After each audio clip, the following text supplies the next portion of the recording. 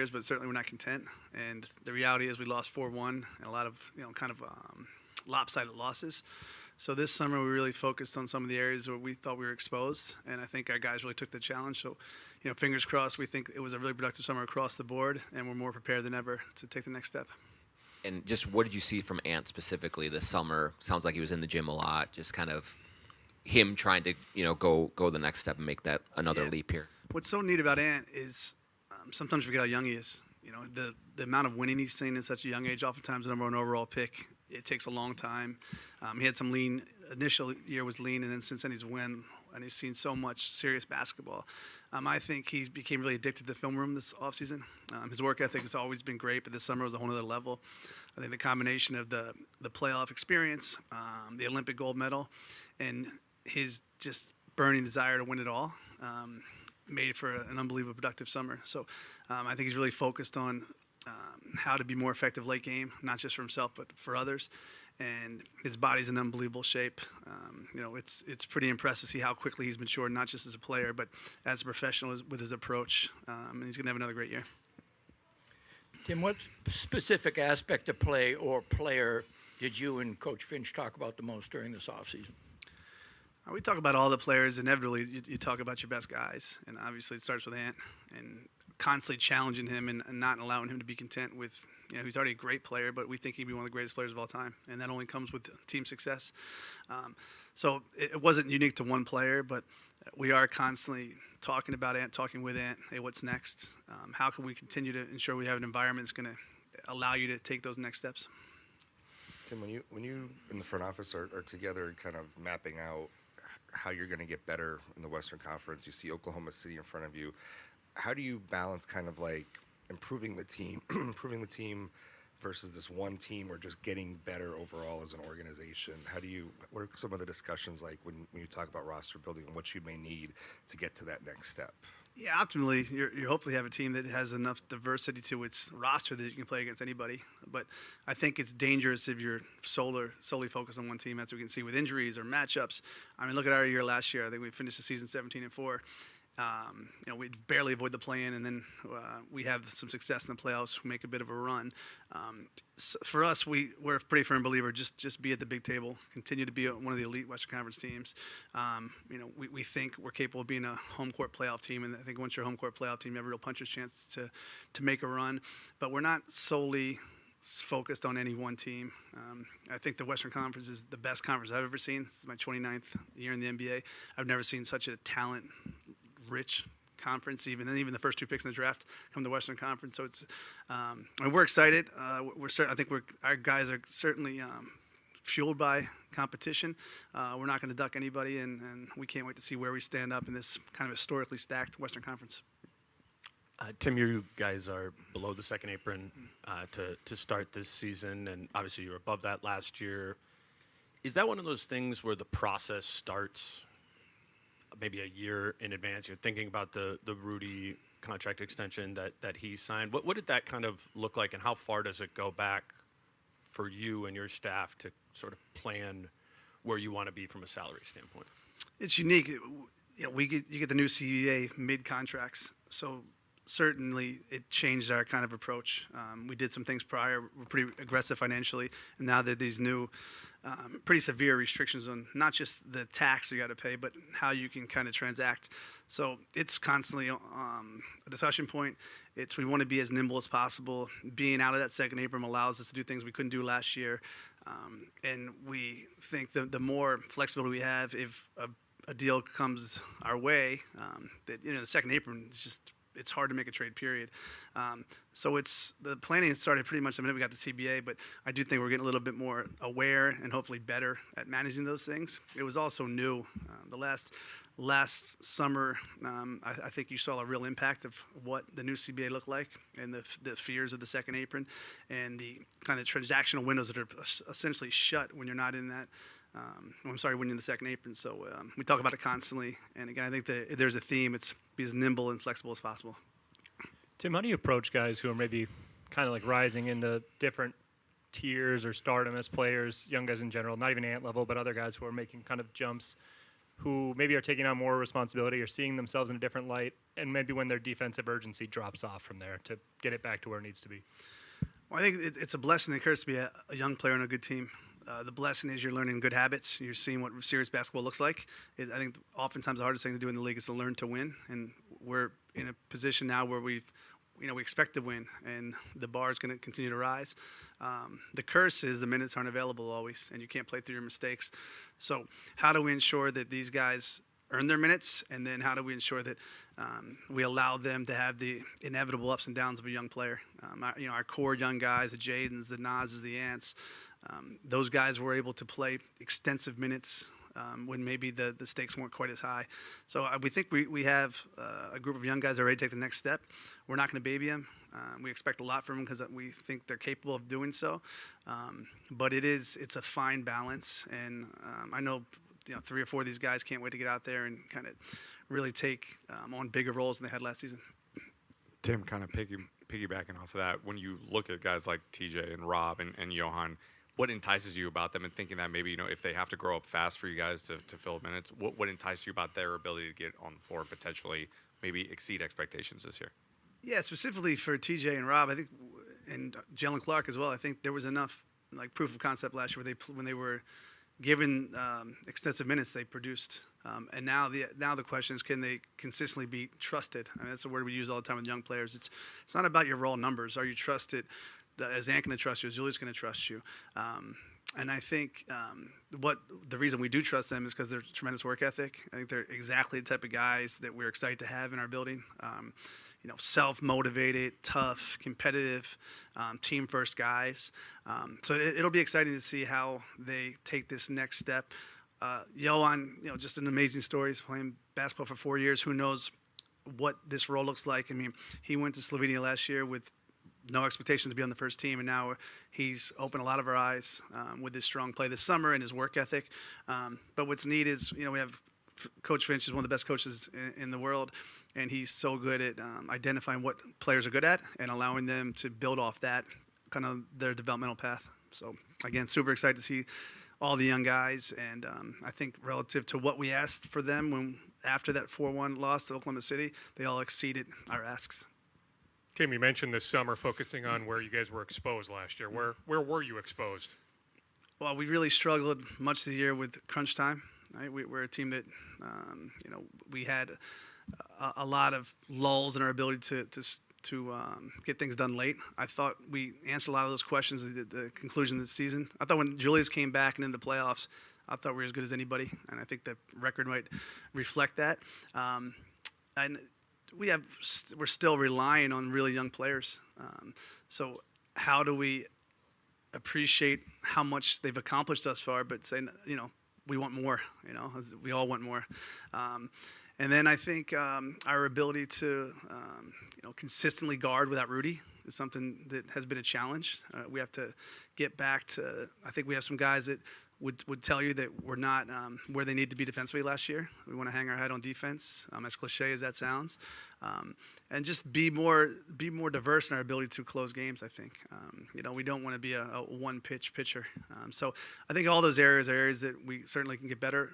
And hopefully with a strong off season, and really again the coaching staff does such a great job of being very, very specific of where we're going to challenge our guys, and I think everyone will come back a better player.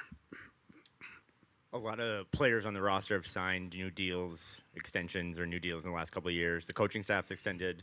The ownership situation's been remedied. Is this the most stable the organization has been since you got here? And if so, how does that maybe translate to on the court? Obviously the ownership thing was unique, but I was fortunate. We were all fortunate that on both ends are really good people, and it never really became too problematic. Super excited for Mark and Alex. Super appreciative of Glenn and Becky. Those guys are so fired up to kind of, it's their thing after several years, and the communication's been nonstop about how can we take next steps, not just on the court but off the court. So I think continuity is one of our greatest attributes, and the continuity is not just on the court, but Coach Finch is an elite coach. His staff's fantastic. I mean, we've had several guys on that staff that have chosen to stay here for, potentially lesser roles or lesser money. I think shows the commitment they have to what we're trying to build and to continue to build off of. And then we're going to return, 7 of our top eight guys. We have several young guys we're completely convicted in. We know they're rotation guys.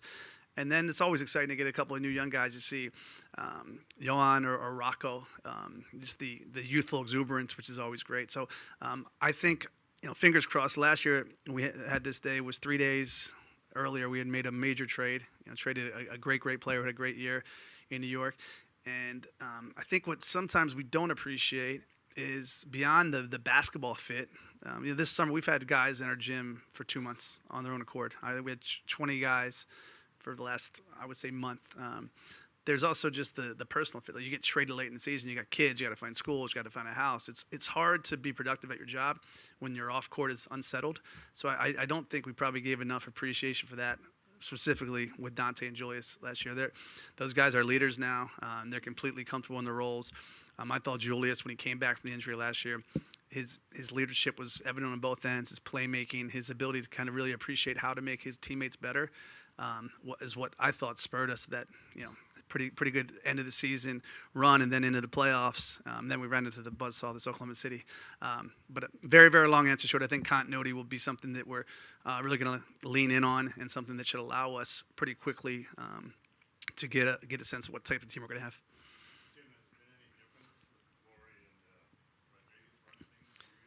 Just more Yankees talk. As just an Orioles fan, it's painful. Now, again, it was, when I got here, that there was certainly the atmosphere was. I basically had 3 owners, with Glenn and Mark and Alex, and 3 really good partners. So it's what's really neat about Mark and Alex is their willingness to be really chase risk. They're unafraid to try new things. And I think that's empowering, because I'm up here trying to pretend we have answers. It's not a linear path we're on in professional sports. One bad injury, a bad matchup, and the season can go down the tube pretty quickly. And I think Mark, with his varied business background, and then Alex as an athlete, and now a very successful business guy, I think they're really appreciative, of how many different directions we can go. Let's just have these core tenets. Let's work hard. Let's not take ourselves too seriously. Let's be really good teammates, and we'll take our chances. So it's been exciting, and it's fun to watch how excited they are this time of year. Thank you. Thank you.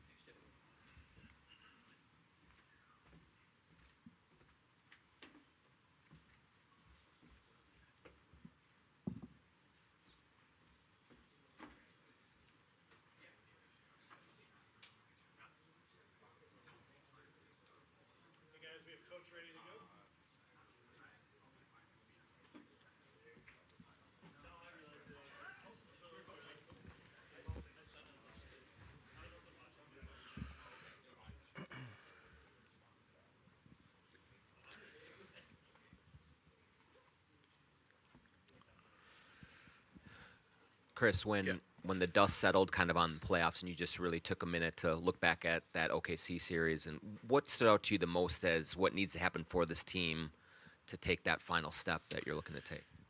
Yeah, I think, when you get to that point in time, it's kind of really your fatal flaws rise to the top, right? And we just have to be better in a lot of little areas and habits. Certainly, ball control, if you will. Turnovers were too high, and a team like that just kind of feasted on it, and they were able to flip a game and therefore flip the series on us pretty quickly.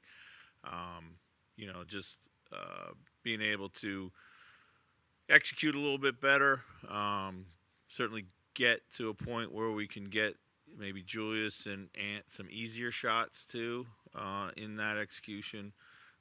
When there's so much pressure and so much defense loading up against them. And what do you think will be a key for having success with Julius and Nas defensively when Rudy's off the floor? Yeah, that's one of our challenges. It's one of the things we know we have to get better at is our second unit or our non-Rudy defense. We have a pretty good body of work from last year. We feel like we know what might work. I think it's going to be a collective effort and a mindset switch when that happens, but we can't just completely reinvent ourselves either. That's very hard to do. So I think it's, again, like a little bit more on the ball kind of discipline. I thought last season, like at times our ball contained defense was really good, and at times it was really poor. It felt like it was never really consistent. That's going to have to be on point, whether Rudy's on the floor or not. Then how we build our help, maybe, tighter in the gaps. Maybe we, have to just kind of shrink the paint in all the ways that you can. So. A pretty clear top 3 in assists for you guys last year were Julius and Mike Conley. Yeah. Do you expect that to change at all? No, not really. I mean, I think that feels about right. I do think that we can get a little bit more playmaking out of Jaden. I think Dante, can pick up some assists in the flow. But of course, Rob and the guys that come off the bench might get a chance to add to that. But I think those guys will still lead us because the usage will be there for them. So. Your conversations with Rob this summer and what the organization wants to see out of him this season, what are maybe the 1 or 2 things that you want him to focus on the most that's going to get him playing time and maybe allow him to grow his game? Yeah, well, I think the non-negotiable is competing on defense, and I thought he did that last year. I thought that's probably where I felt he had the best kind of growth in his game, was just his ability to go out there and fight and kind of learn and just navigate some tough circumstances at times. Offensively, that'll be where we really can use what he has to offer, and that is create pace. We got to increase pace in our play. Get to the heart of the defense and create shots for his teammates. Really, I think the playmaking is what we probably need from him more than anything else. The scoring will come secondarily, and we need that change of pace guard. And so if he leans into that and gets really good at those things that he can already do well, then he should be fine. Chris, it seems like the Nikhil role, at least in part, will be repurposed to some guys who weren't consistently in the rotation, recently drafted players. This seems interesting with your recently drafted players as they're like 18, 19, or like 24, 25. As a coach, when a player is inexperienced in getting gameplay, how is it different managing a literally younger player versus an older player like Terrence or Jaylen or some of your 2A guys? Well, I think the first thing is those younger players need to figure out who they need to be and who they are as players, right? I think that's part of the process that you have to kind of accommodate for. And generally a guy who's older, 24, 25, even 23, he has a better sense of who he is as a player and what he does well, and kind of leans into that a bit more. And the younger players are still trying to maybe kind of play the way they've always played, but that's not always what's needed or what's best. So I think that's the first thing, and then just trying to protect them from situations where they can lose their confidence as a younger player. Coach, what's the next step in Anthony Edwards' game that you want to see him grow the most in? Well, I think you got to continue to build off what you did last season, so continue to shoot the ball and commit to the three-point shot. Certainly can get back to, I think, finishing at a high level and getting out and, getting back to, like, some of my themes for Ant is getting back to being a little bit better at the things that you're already good at, that you had been good at as a young player. And then, the stuff that you add to your game is an accent to it. Closing games, certainly, we went through a lot of lessons last year where we had a lot of opportunities to learn closing games. That's got to be one, and also just continuing, I think, develop his playmaking and understanding how to manipulate the floor with the ball in his hands. I think he's got a really good feel for that now, having been through it a couple years. Now he's just got to execute and complete the plays that are there in front of him, and then just continue to be that every night player at a high level that we know he can be, which is what you need to do if you want to be MVP in this league. And I certainly think he's got the DNA for it. He just has to really fully embrace it. Chris, the ball pressure you guys had in Game 3 of the West Finals last year was probably some of the best you had all year. Yeah. But that felt more like an outlier, where 2 Yeah. years ago it was more of the norm. How do you get back to establishing that, which is probably what this team is best at, as kind of the identity? Yeah, I thought that's great. A great point. I think it points to the inconsistency we had on ball pressure, ball contain. Large part of our identity has been that when we're doing it. As you can see around the league, they're allowing it more, so you have to kind of take advantage of it. And it's a major point of emphasis as we start training camp is to kind of reestablish that presence on the ball. So. Chris, you mentioned not needing to reinvent yourself, but when you get so close 2 years in a row, is there anything particular in your mind that maybe needs to happen this year that hasn't happened in order to just get you guys to that next step? No, there's a bunch of stuff that has to happen. I think we're not going to abandon our core principles, but we have to look at doing things slightly differently for a variety of reasons. Incorporating younger players, incorporating inexperienced players. Accommodating for players. Being able to continue to help Rudy, so he can still be the force that he is, but doesn't have to carry all the burden. Defensively, how do we maximize him offensively? There's just like a lot of places that we can go to look at things where we can get better at. So that's where we start. But the non-negotiables still have to be the same. So. Chris, you touched on Jaden earlier briefly. Just how do you see his role evolving this year? Yeah, well, I think first and foremost, I think he needs to get back to being an all-league defender. I think he hopefully is personally motivated that he was left off those lists last season. We know that's the type of player and impact that he has for our team. Offensively, they're looking for opportunities to direct the ball to him more. We know that he can have a good partnership with Rudy. He's got a game where he can get to his shot and get it kind of off over people because of his size and his high release point. And we need him to kind of lean into being a playmaker when he does have the ball in his hands to make sure that, he's getting the ball out, finding open people. So Continuity has been a term thrown around a lot this summer. From like a head coaching perspective, just how valuable is it to be able to try to build off of what mostly the same guys from last year did, rather than trying to go around the room and kind of reintroduce new guys to new teammates? Yeah, well, it's as long as you have good players and you believe in your team, you want continuity, right? So we're fortunate there. That now it's about just getting, like we talked about, getting better at the habits, being more demanding of yourself when you start the season.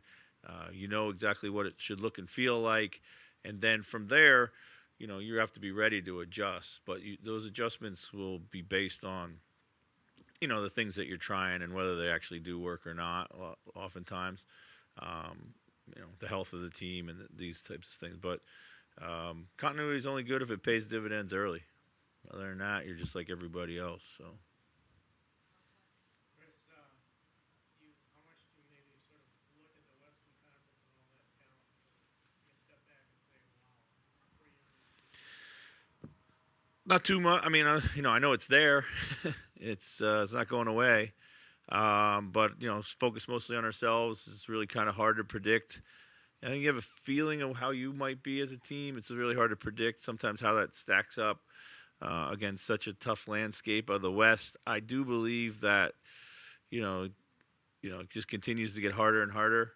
And I do believe that again, like a 42-40 record in the West might be really, really good, depending on how it shakes out. If there is this as much parity as there could possibly be, and seemingly the West gets harder. I don't know how it happens, but every year just feels like it gets a little harder or a little deeper.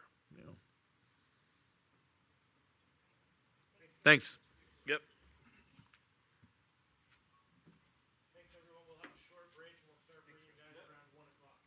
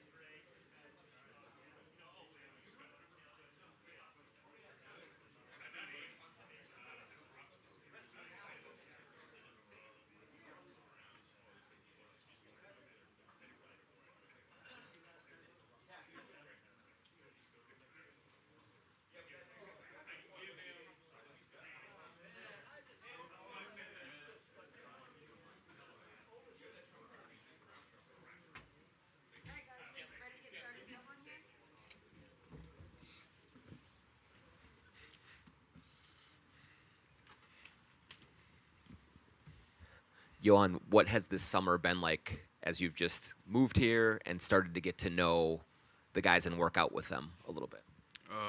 Yes, so after the summer league, I've been in France just for like a little bit, like for 10 days, and after this I come back, and since this just I work every day with the team on my body and on my basketball. What is your expectation for playing this season? Oh, just I hope the best for the team and for me. So help the team improve.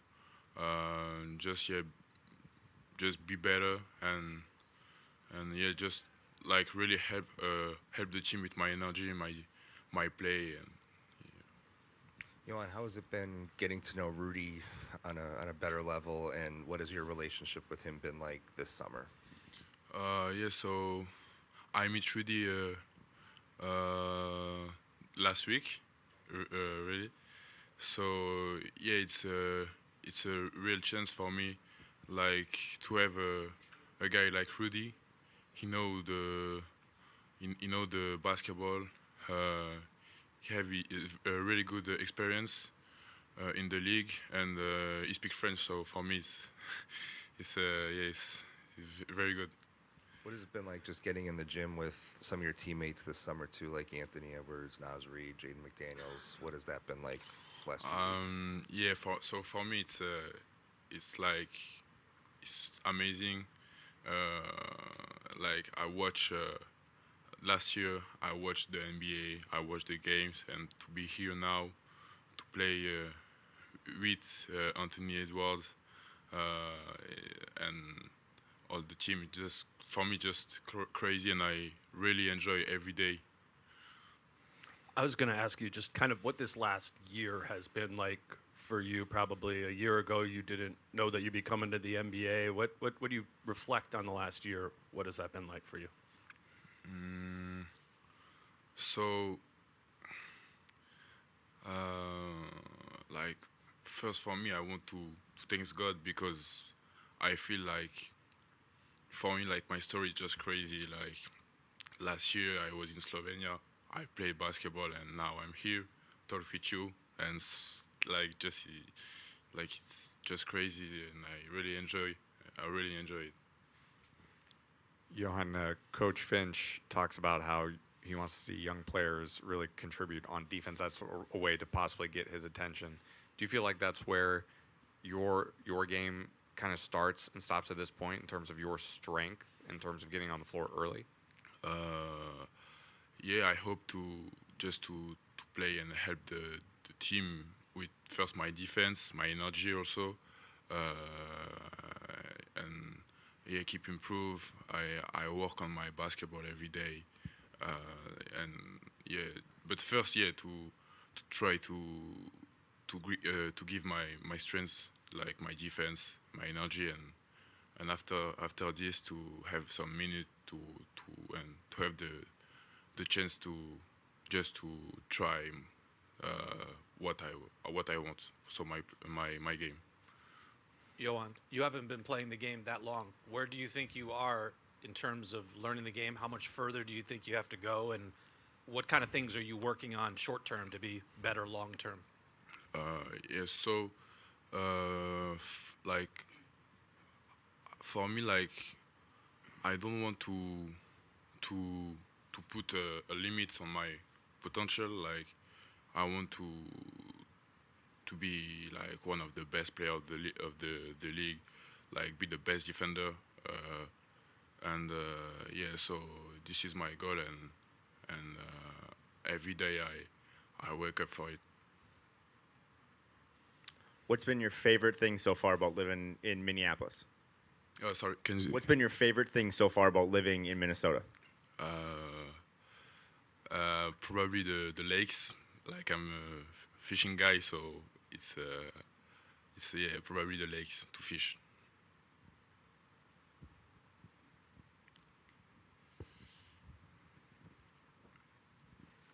Johan, In summer league, you were pretty willing to shoot like the mid range and even get threes off. Is that something that you've been encouraged to do here with the main roster as well as kind of space that floor? Sorry, can you say again? Are you being encouraged to shoot the mid range and 3-point shots with the main roster here to space the floor, like in summer league? Now, my first goal and just to help the team, and also like keep improve, like discover what I can do in the game. So yeah, but first of all, just to help the team with my defense and my energy. Johan, what do you think Rudy can help you the most with early on here?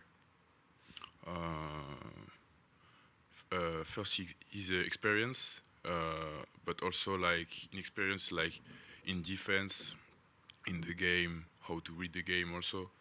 So yeah, and he has a lot of things to.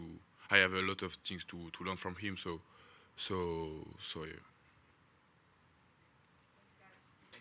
Thank you.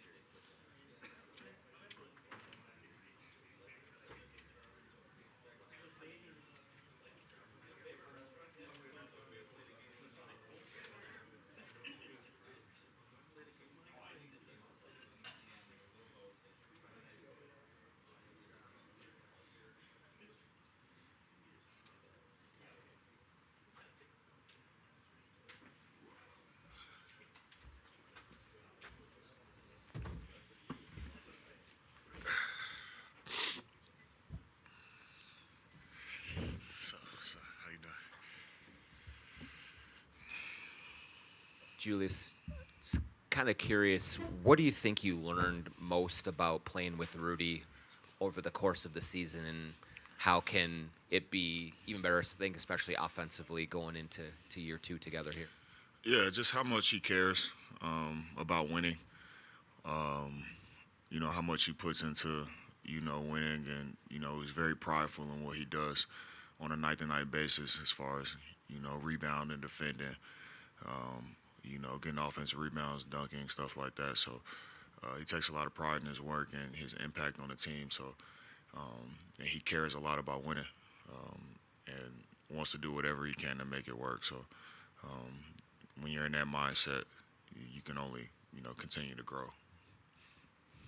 When you were injured and you came back and kind of leaned harder into your playmaking, what did you see that enabled you to do that? And what do you think are probably the easiest ways to get assists and move the ball in the current system that they have? What did I see? I just think it was just contagious energy for our team, where everybody wanted to, make the right play and, make the game easier for each other. So I just think it's a contagious energy for our team. And, there's multiple ways to get that done, whether, it's getting a fast break, pushing the ball, and just an easy hit ahead, up to Jaden and letting him attack, early in the offense, or, getting in the pocket and hitting Rudy on the lob, or me bringing it up and, getting Ant a DHO or Mike a DHO, where you're getting a body off of them and they can get downhill and score or make plays, or kicking out to Dante or Nas from the post. So there's multiple ways to create, baskets or flow in offense for our team. And then Coach Finch had talked about in transition, one of the things he might want to see is you getting an early low post up rather than necessarily spreading to the corners. Is that something you've been working on? Yeah, we talk. I think a big thing for me is just like running the floor and getting those easy opportunities early in the offense. Maybe catching a small down there, and just trying to make the game easier. A lot of times I'll have a tendency, I might be ahead of the play and just run to the corner, but, establishing post position and getting those early looks rather than always going against a set defense, with 5 guys in front of me. Julius, we heard Tim and Coach Finch talk about the need to be better defensively when Rudy's not on the floor. When you think back on last year, maybe the ways that can be better, what do you sense, or what are the things that need to change there? Better communication. I think we can be earlier to our spots. I think just the anticipation. Rudy can make up, so much ground because, he has so much length, and, he can play two guys at once and kind of play cat and mouse a little bit. I think for us, guys that are, not 7'10", we got to, be earlier to, our defensive positions and getting to spots earlier. If you're the low man earlier, being in the gap earlier, getting back in transition earlier, loading up, all those things, you just got to be a tad bit faster. Julius, last year when, you and Ant were playing together in the first 5 or 10 games of the season, you were clearly sort of figuring each other out and how to best play together. That certainly picked up over the course of the season. What did you, take from that, or maybe even add this summer about just so offensively the two of you guys can function optimally together? Those things just take time, man. You're not going to, we do a lot of things like very similar as far as, our aggression and how we attack, so, there was I remember there was a play earlier in the year where we were both posting up in the same spot. And it was like, bro, what are we doing right now? But, we just got to, we learn how to give each other space. We learn how to, play off of one another, not necessarily your turn, my turn, but, learning, pick and choosing our spots, when to be aggressive, also how to make the game easier for, our teammates, understanding, how dynamic of a scorer he is, but also how dynamic of a passer I am, so kind of playing to those strengths even more. And, we both can score and pass. One might do one better than the other, but, we do things to make the game easier for each other. And, I think with that, when our chemistry, started to click, it also made, the game easier for our teammates as well. What are you looking to add in the offseason? Obviously, you're a vet in the league. What do you try to basically come back with that next year to continue to keep improving? We'll always start with the basics, just, what I do well. And first and foremost, coming into camp in great shape. So for me, I always try to improve that. And it's just little things. I think, as the game, as you, add more years in the league, you try to simplify the game even more and, just become, make the game easier for your teammates. I know I can do a lot of different things on the court, but doing the simple things well, whether it's just running the floor like we talked about, catch and shoot threes, making that where, I'm just, knock down, catch and shoot guy where I don't have to create everything for myself. I can let Mike create, I can let Jaden create, and I can, get some easy catch and shoot looks. So stuff like that, just cutting down on the turnovers, being even more of a playmaker, as far as passing and stuff like that.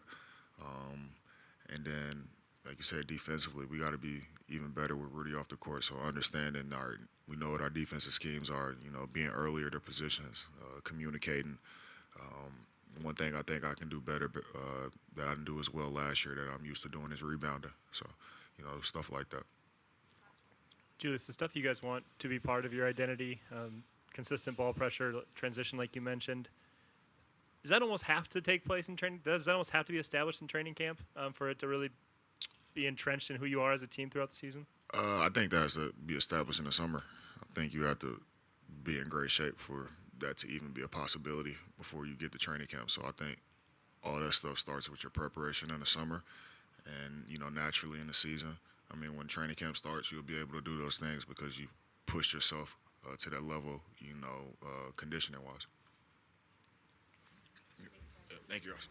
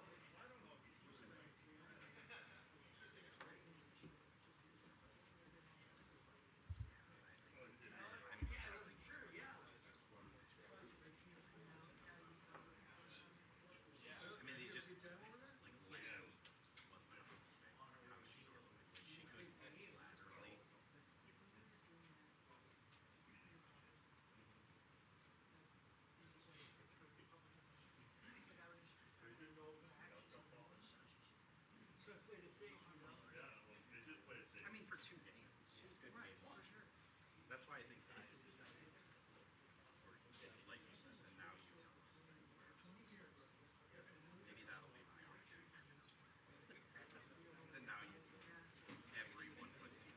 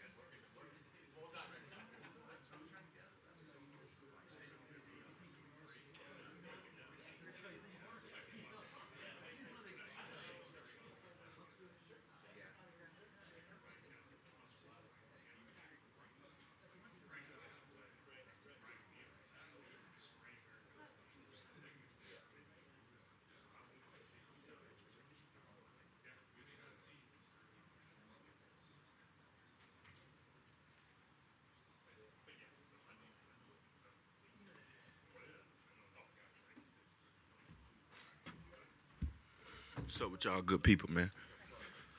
What's up with it?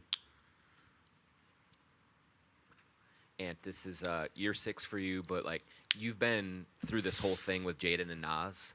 Just like, what has that connection been like to have those guys together, and why do you think the three of you click as well as you do? Because we all got we all got 3 different personalities. Jaden is super quiet. Nas is quiet, but he outgoing around the right people. And me, I just don't care who I'm around. I'm gonna be myself no matter what. And I think we all just click, and we got a special bond, man. We've been here together, and we're gonna keep this thing going. And year 6 now, Western Conference Finals 2 years in a row. You've won a gold medal. What have you learned about what it takes to win on a consistent basis and at a high level that you know now that maybe you didn't know even like 2-3 years ago? I was just talking to Grady, and I was telling him the most important thing that I've learned, like the teams that go deep in the playoffs, they're together. Like, they really care about each other. And, like, it's easy to say, like, we brothers and act like it, but, like, for instance, this year we had camps. I had a camp, Nas had a camp, a couple guys had camps, and nobody knew about the camps. And I told Nas, like, next time you have a camp, let me know. Like, I'm going to come. And that's where it starts. I think it starts in the summertime. And it's just things guys don't know because we're not used to winning. You know what I'm saying? So I think winning starts with being together. And it starts in the summertime, man. We got to be together. We got to be a team. We can't wait till the All-Star break to try to become a team. We got to do it now. And you're no longer one of, like, the young guys on the team, or youngest 24, guys. y'all. There's younger guys, though, and you're going to need, need some of them to step up with the Nikhil not being here Shout out to my boy Nikhil. I'm going to miss you. Who of those young guys are you excited to see in camp, and what do you need from the Robs, the Terrence, the Jaylen, and even the new draft pick guys? Yeah, I'm not gonna put no pressure on y'all and tell y'all what I need from y'all, but I'm excited to see all of them. Rob, he got a chip on his shoulder. He want to show people he should have been playing last year. We all know what TJ gonna bring. I think the surprise of everybody is gonna be the 2 rookies that we just drafted. Those 2 guys are pretty damn good. And I'm excited to see Bones, get a chance this year, for sure. You talked during last year about in the summer kind of adding stuff, and I think what you said last season was this summer you wanted to work on expanding your game more in the mid-range, right, and playing at all 3 levels. What did that look like for you, and what will it look like during the season? It was fun. It was a fun process. Every day just going in the gym, knowing what you're going to work on, I think that's the most fun thing about it. And I think C. Hines had a great quote. He said, "Greatness is boring." So it was a lot of boring days in the gym just working on 1 dribble pull-ups, but I think it benefits me. And Coach Finn said you have the ability to be an MVP in this league. What do you have to do to get there? We got to win. Yeah, I think all MVPs win at a high level, average a whole bunch of points. Yeah, I think that's the main recipe: win and average a whole bunch of points. Anton, you guys won Game 3 against OKC when you took over the game defensively in that first quarter. What is it going to take for you to be that impact guy more often throughout the season so this team can be like one of the best defenses again? It's going to be tough, Chase, but I'll try. It's going to take me to be in tip-top shape, man. I've been working pretty hard, so it shouldn't be that hard this year. And over here, along the lines of the mid-range game, I understand you've spent some time studying Michael Jordan and getting some advice from him. What do you learn from that? Just getting to my spots, pulling up, shooting over the defender. I think the best thing tip that he's gave me is most people lean on people in the post with their ass, and he do it with the top part of his back. So I think I learned that from him. Did he talk a lot about compete factor and all that stuff? Nah, we don't really have no relationship how y'all think we got one right now. It'll come in years to come, but right now it's just through somebody. Yeah. And Chris has talked about how it's easy for you to get up for these big games and going up against players that you've admired over the years and stuff like that. But it's the games kind of maybe in the middle of the season and stuff sometimes. Maybe how do you approach that and kind of try to keep it, your mentality of that hunger and those kind of minutia games in the middle of January and stuff like that, as opposed to the playoffs? Try to get a career high in points. I think that's how I'm going to try to do it because I usually approach it like I'm going to let my teammates get that shit off. Instead, I'm just going to go for a career high. I think that's how I'm going to stay engaged. And you already mentioned missing Nikhil. Oh, sorry, right here. You already mentioned missing Nikhil. Out of your tenure here, what is the player that you most missed on the court and off the court? My nigga Jared Vanderbilt and Josh Okogie. Which one's on the court and which one's off? I miss both of them just as much. Yeah. Well, J.O. didn't really play that much when I was here. So I can't say I missed him on the court, but those are my brothers. So I miss those guys. Yeah, I wish they can come back and play with me. And you obviously had a busy summer. You dropped the AE2s now. They coming out this Saturday. Just talk about the China experience and then also what was the funnest part of your summer? The best part of my summer was my China tour, and the experience, man, was like no other. The love is unreal. I advise every athlete to go out there and experience that love. They're real basketball fans, and I received like this helmet or like face mask of my AE2s, and the AE2s was out for like 7 hours. He had already handmade something, and I'm gonna show my respect to him by wearing it to the first game in Portland. So yeah, that was pretty dope by him. I appreciate him. And Julius told us a story about early on last season when you were just getting to know each other that there was one possession where you guys both like essentially posted up in the same spot and looked at each other like, what are we doing? Right. Just how did you get to know and figure out over the course of the season how you two work best together offensively so you can make things easier on each other? I think C. Hines, man. C. Hines had us watching film together all the time, before practice, after practice, working out together, finding out ways to get DHOs. And I think this summer was like a great summer for me and Julius because we've been here early. We've been here all summer damn near. So I think it was big for us, man, we was playing 5-on-5, 1-on-1 versus each other, just competing, man. I think that's the main important thing. You got to compete. And how much did you transform your body this summer? Like, are there quantifiable numbers in terms of body fat? Anything that you can share? I'm not really into all that. I still got a little chubbiness on me, but I'll be ready to go if that's what you're worried about. And what do you think is the biggest benefit of basically having the same team this year than unlike last year we had to incorporate so many guys? I think we got a cheat code to start off to a early we should be able to win early before a lot of teams because they made a lot of trades. They trying to use preseason to fit it in, but we've been together since last year. And we've been here early. Everybody has been here early. So big shout out to my teammates, man. It's been dope to see everybody in Minnesota. And you've had Team USA last couple of summers. You didn't have it this summer. How did you approach the summer? You got to go to China, obviously, but how did you approach your summer, and how do you feel heading into this season? Do you feel different than maybe the last 2 years? Yeah, I feel like I was able to actually work on my game. In 2 years, it's been a long time, so it was actually pretty fun. I miss competing for sure, because that's competing at the highest level with the best players to ever play the game. But I definitely miss more being able to work on my game and add another piece to my game. So I think I added another dimension. And Coach Finch talked about you needing a go-to move in crunch time. What is it? I can't tell you. You'll see.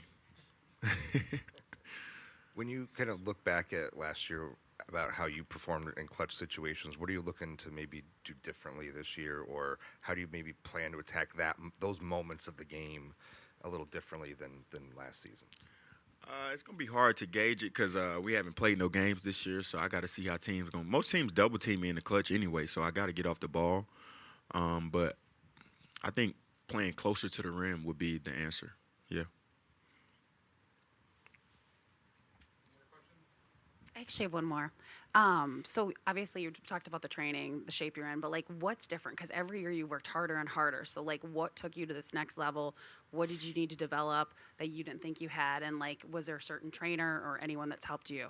Yeah, I'm not going to lie. My boy D. Hines, my physical therapist D. Hines, he's the best in the world, by the way. He gave me these gloves, ball handling gloves. And I was always the person who never wanted to work on ball handling because I got a bad low back, so like it used to bother me all the time working on ball handling, and I think that was the best idea he's ever had. And me and C. Hines been working on ball handling all summer, And I've never been able to handle the ball this good in my life. And what do you think you need to do as a team to take the next step to close the gap against the Thunder? Against the Thunder, I don't know. We just got to be ready to compete. I don't think it's just the Thunder. I think it's a whole bunch of teams that got better this summer. I think the Nuggets are going to be really damn good. You give Jokic a couple shooters, man, it's going to be hard to beat them. So I think we got to focus on more than just the Thunder.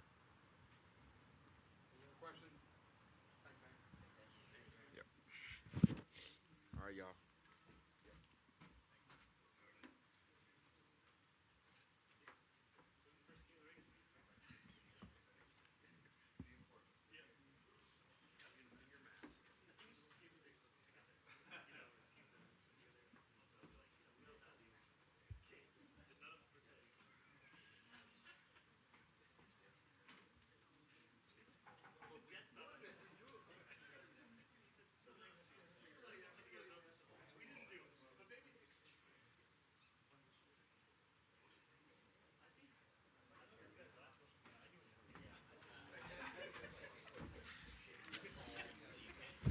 Good morning.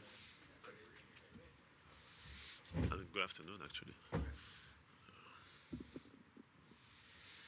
Rudy, first summer in a while you haven't played internationally. Just what did that do for you? How did it change your summer, and how do you feel coming into this season having not played this summer? I mean, I think last 5 years, I played the summer. So it's, I mean, every competition, international competition, is a lot on your body, on your mind. Because before the competition, usually you have a month of preparation too, of hard practices, and it's really, really physical and really competitive. So as much as I love it, I had to make the decision this summer of kind of like focus on recharging the batteries, and it also allows me to work differently, work on my body, get stronger. As a competitor, it's never easy, but you also got to think, being smart about thinking about what's best for your body and your mind. So now I'm here. I'm excited to get back on the court. Haven't played any official games since the Western Conference Finals, so really excited. What do you think you can help Johan with the most, just as he's first getting over here and getting settled in? I think mostly the routine,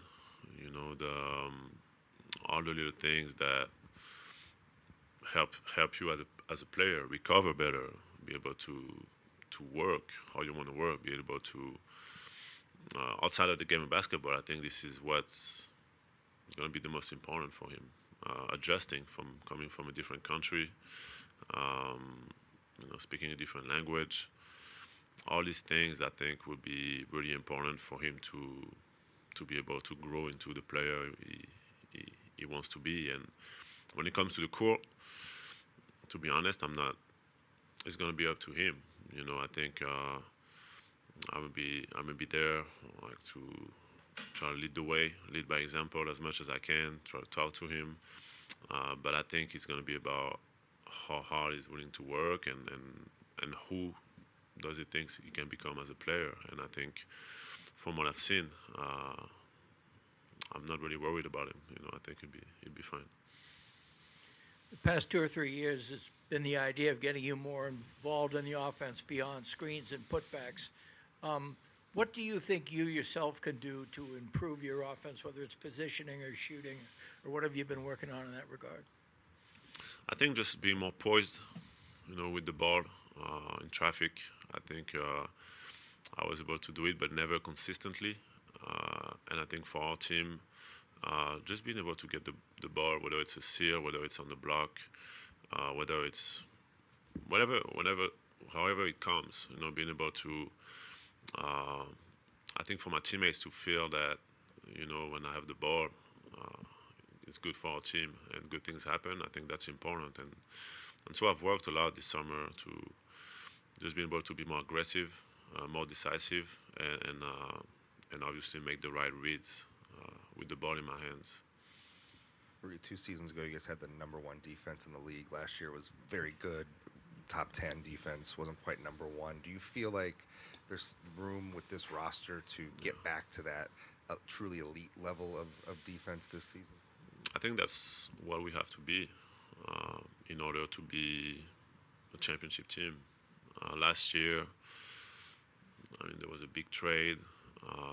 Things happened, and I think we didn't get the start that I think a championship team needs to have in order to have a great season. And we were able, it was pretty special to see how we overcame that adversity and how we got to pretty much figure out our chemistry and find ourselves throughout the season.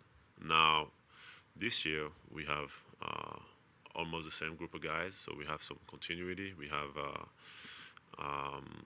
I feel like everyone in this locker room had a great summer. You know, guys have been really working hard, physically, technically.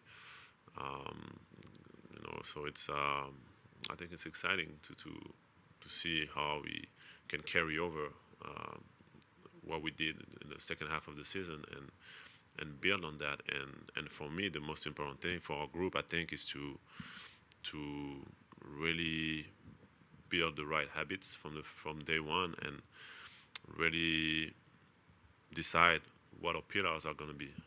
When it comes to defense, I think just really decide, and then I think we kind of already know what they are, but make sure that no matter what, no matter who's on the floor, we stay dedicated to do those things. And if we do that and we do it together, I think we're going to be a top defense this year.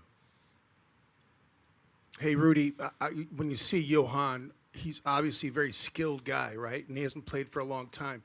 You know, I grew up in the AAU culture here in America. It's evident that what they're doing in France is pretty special, how they develop players. How is it different? What are they doing to develop players? So many great players in this league right now from France. What do they do there that's different than they do here in America? I think, I think France, in a way, I want to say you get the best of both worlds, because in Europe, I think kids have been taught more about how to play as a team, more about team basketball. And I think in America, it's more of an individual mindset. You know, kids are brought up into working a lot on their individual skill, and I think kids in America have a better work ethic earlier because they have that mindset of that high confidence in themselves and that mindset. But I think in Europe, you have that. You know, it's a team game, and you have to understand how to make people around you better and to do what the teams need to win. So I think. For him, for example, and I look at him, I look at Wemby and so many other young talents that we have. I think compared to some other European countries, we have a lot of mixed, kids that come from the islands or come from the richness that we have, cultural richness that we have in France, from Africa, or from different places around the world, that gives us the athletic ability and also the ability to play more of a team basketball. And I think we can see now that it's carrying over, in the league too. Like we have a lot more European players that have been able to have a lot of success and help their team have a lot of success. So it's exciting, for me, I always try to take the best of both worlds. I think the work ethics of, that kids have in America, and also keep the team mindset that we have more in Europe. And, that's the beauty of our game. Every culture has different strengths and weaknesses, and we try to learn and take the best from both worlds. Rudy, going back to the defense a little bit, you're talking about team defense and going, I think it was 6th last year, back up to 1st. Nikhil was such a big part of both of those defenses and a consistent piece there. What is it going to look like to replace that defensively? And you got Terrence and Jaylen, you got guys there behind him. Who are you excited to be able to step up into a bigger role there as well? I think there's going to be definitely big opportunities for these guys to step up. Terrence, Rob, and I think Joanne gonna have some opportunities too. And I think it's also a big opportunity for our guys that are already there to step up also, and for us to step up as a team.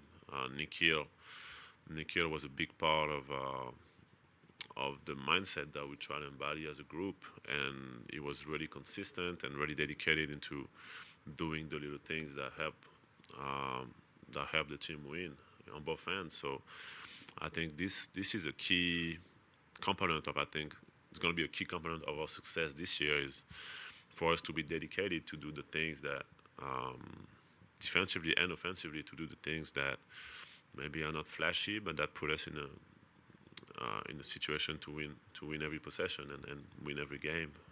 So definitely hard to replace Nikhil, but I think we can. I think it's going to be a team effort to do it.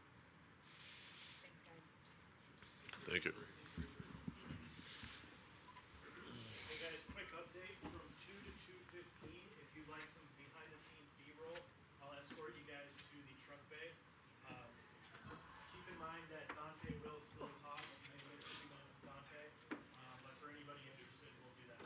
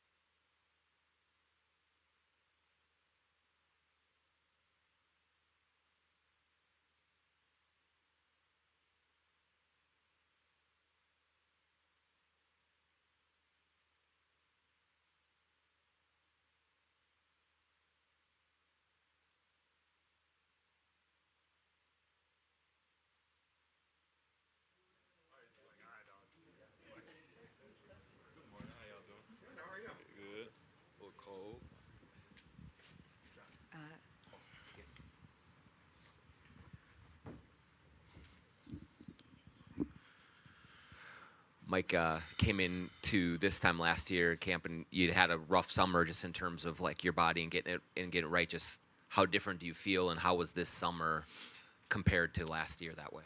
Yeah, completely different summer. More of what I'm used to, being able to work every day. As soon as we got out of the playoffs, I was back, just being able to get into my routines and scheduled everything out like I normally do. And, I feel right on, schedule for training camp and in shape, ready to go. So it was, a breath of fresh air to be able to work again and shoot basketballs and do all that I wasn't able to do the summer before. And Nas has obviously been through a tough time here. Like, how do you guys as a group kind of help him get back to normal a little bit and just kind of go through everything that he's gone through? Well, I think it's just that, trying to keep everything normal as possible. Be the same people that we normally are around him and support it. Obviously, he knows he has our support 100% and whatever he needs, but at the same time, try to, crack jokes, try to be as normal as we can and make it about, other things and keep his mind off of everything that might be going on in his personal life. Mike, obviously there's a lot of talk about Rob and the opportunity that might be there for him this season, but what have you seen from him over the summer that tells you that he might be ready to take that next step? The amount of work that he's put in this offseason has been great. The amount of questions that he's asked, the things that he's curious about, the things he's willing to adjust, willing to learn. The amount of, I mean, we've worked out together more probably this year than we had even the following one. But the questions he'll ask me mid-workout, stuff that he, the level of thinking that he's kind of coming into this season with has been impressive. And just excited for him to get an opportunity because I know that he really, really, really wants it, and he really wants to play well, really wants to do the right thing. So, looking forward to it. Mike, back-to-back Western Conference Finals runs, obviously no easy feat. How do you feel like you all are well positioned to go even further this season?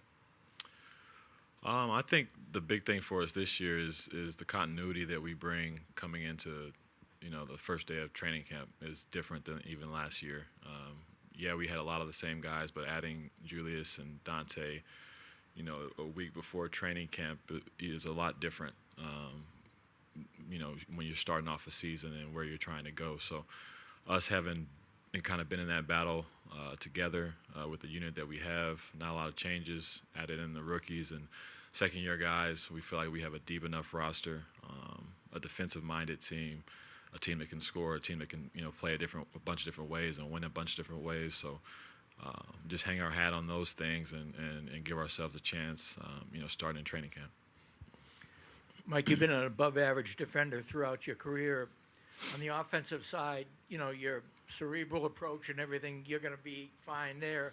On defense, being a chase guy and having people try to put you in a low post mismatches more as you get older, is it harder to kind of keep up on the defensive end, or what do you do to work against that? Yeah, honestly, it's easier to guard in the post than it is to try to because you only have to guard a smaller area, and you actually get more help from your bigger guys like Rudy and all those guys. So it's the chasing around, 1,000 screens and things like that can get a little taxing and stuff as you get older. But it's something I've always been, mindful of and been really good at trying to, find different creases to make myself skinny or try to get through screens and contest shots. So just continuing to stay in shape. I think you have to have a certain level of conditioning to be able to do it, and I've been able to have that throughout my career. Hopefully it stays the same. Mike, and late game offense was obviously a common theme last season, and obviously Ant's going to have the ball in his hands a lot in those situations.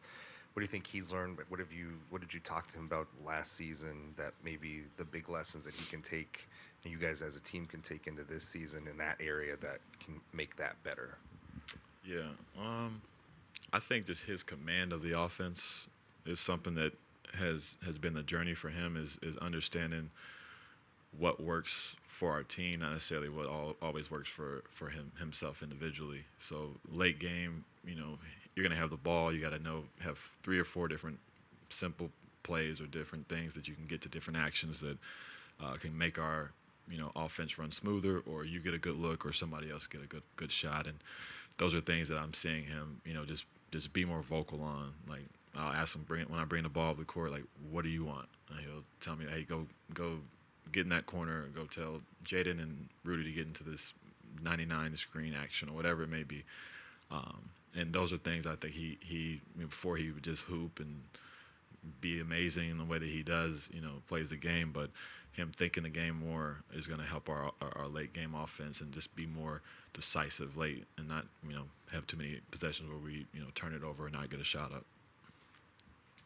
You've accomplished a crazy amount of things in your professional career, but where does that hole-in-one earlier this summer rank? Ugh. What's up, Jim? That hole-in-one, man, I tell you what. I told my wife, she was out of the country at the time, I said it's probably the greatest thing that's ever happened to me in my life. And I doubled down on it, man. I doubled down. But it was great. It was great. It's hard to do. Obviously, I've been trying for almost 17 years, so I'm thankful. Mike, earlier in your career, you're playing 36 minutes a night, and you're going to find your rhythm, right, in those 36 minutes. That your role, the amount of minutes you're playing night to night is smaller. Now, what do you need or want within the confines of those minutes to have a rhythm and be the best, version of yourself? Yeah, personally, to be the best version, I think it's having the ball.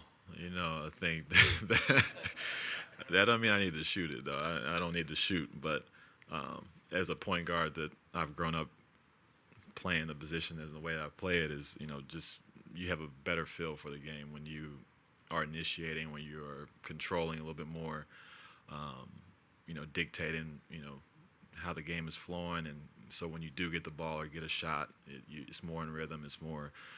You're a little bit more confident with everything you do. You can get kind of stagnant when you get, sitting in certain areas, maybe sit in the corner for too long or don't touch the ball for a couple possessions or 4 or 5 minutes. And like you said, you're not playing as much, so you don't get time to kind of warm up into the game. So you kind of make an impact as quickly as possible. And I think that can help a lot if, I can just be more assertive on that end. How possible is that with, Ant and Julius are primary initiators too? Like, is that something the three of you guys put your heads together and, discuss to find something for them too? Because you want to put them in, they want the ball too. Well, yeah, it's like we talk about it all the time, and it's something that, I tell them every time. It's like, if I get the ball, I promise y'all I'm not trying to go shoot this thing. I'm like, I promise you, if you run, I'm gonna throw it up to you. I want to play quarterback, all-time quarterback. That's what I want to do. I don't want to move. I want to throw it to you and let you guys just have the world, So, and we'll do it occasionally. We'll do it, but it's just like we're fighting a lot of different things. There's only one ball. We got a lot of guys who are capable of making plays and dominating that basketball. So. It's just trying to find a balance of it. I don't want it too much, but I also don't want to not have it at all. So, it's just trying to balance that. I think we're going to work on it continually, throughout the year, especially at the beginning of the year. Mike, as a veteran and a leader on this team, when you get so close the way you guys have the last couple of years, did you want to see something different from your teammates in the offseason? And if so, what are you seeing from them that has you guys encouraged about having a renewed sense of hunger of taking that next step? Well, yeah, I think the positive, when you make it as far as we have in the last 2 seasons, especially last year, you lose, and the feelings that you have after that immediately, when they carry over to your off-season workouts, the motivation that you're feeling, the hunger that you're feeling, it resonates with everybody. It resonates with everybody from our coaches to our players. We were lucky to have the majority of our guys were here. Minnesota all summer. A lot of our vets, everybody came back late August, early September, so we've been here. And to see everybody all around each other, and normally that's your time to be, with your family, be anywhere you want to be. We're all in each other's faces, arguing, fighting, and 5-on-5 playing games. So that's a good sign, when you've got that many people in the building willing to kind of commit to something like that early. Yeah. I'm gonna steal it. What's that?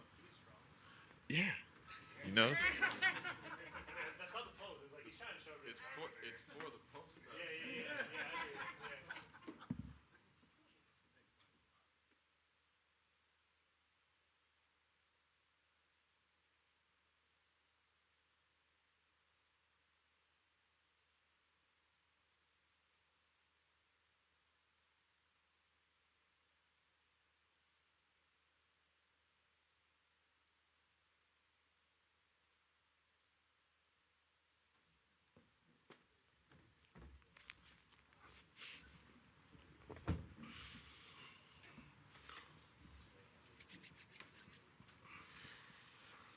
Jaden, Coach was saying earlier that one thing he's emphasized with you is to get back to all defense right from the start. Jaden, is that at the front of your mind as you approach the season, having not made either of the 2 teams last year?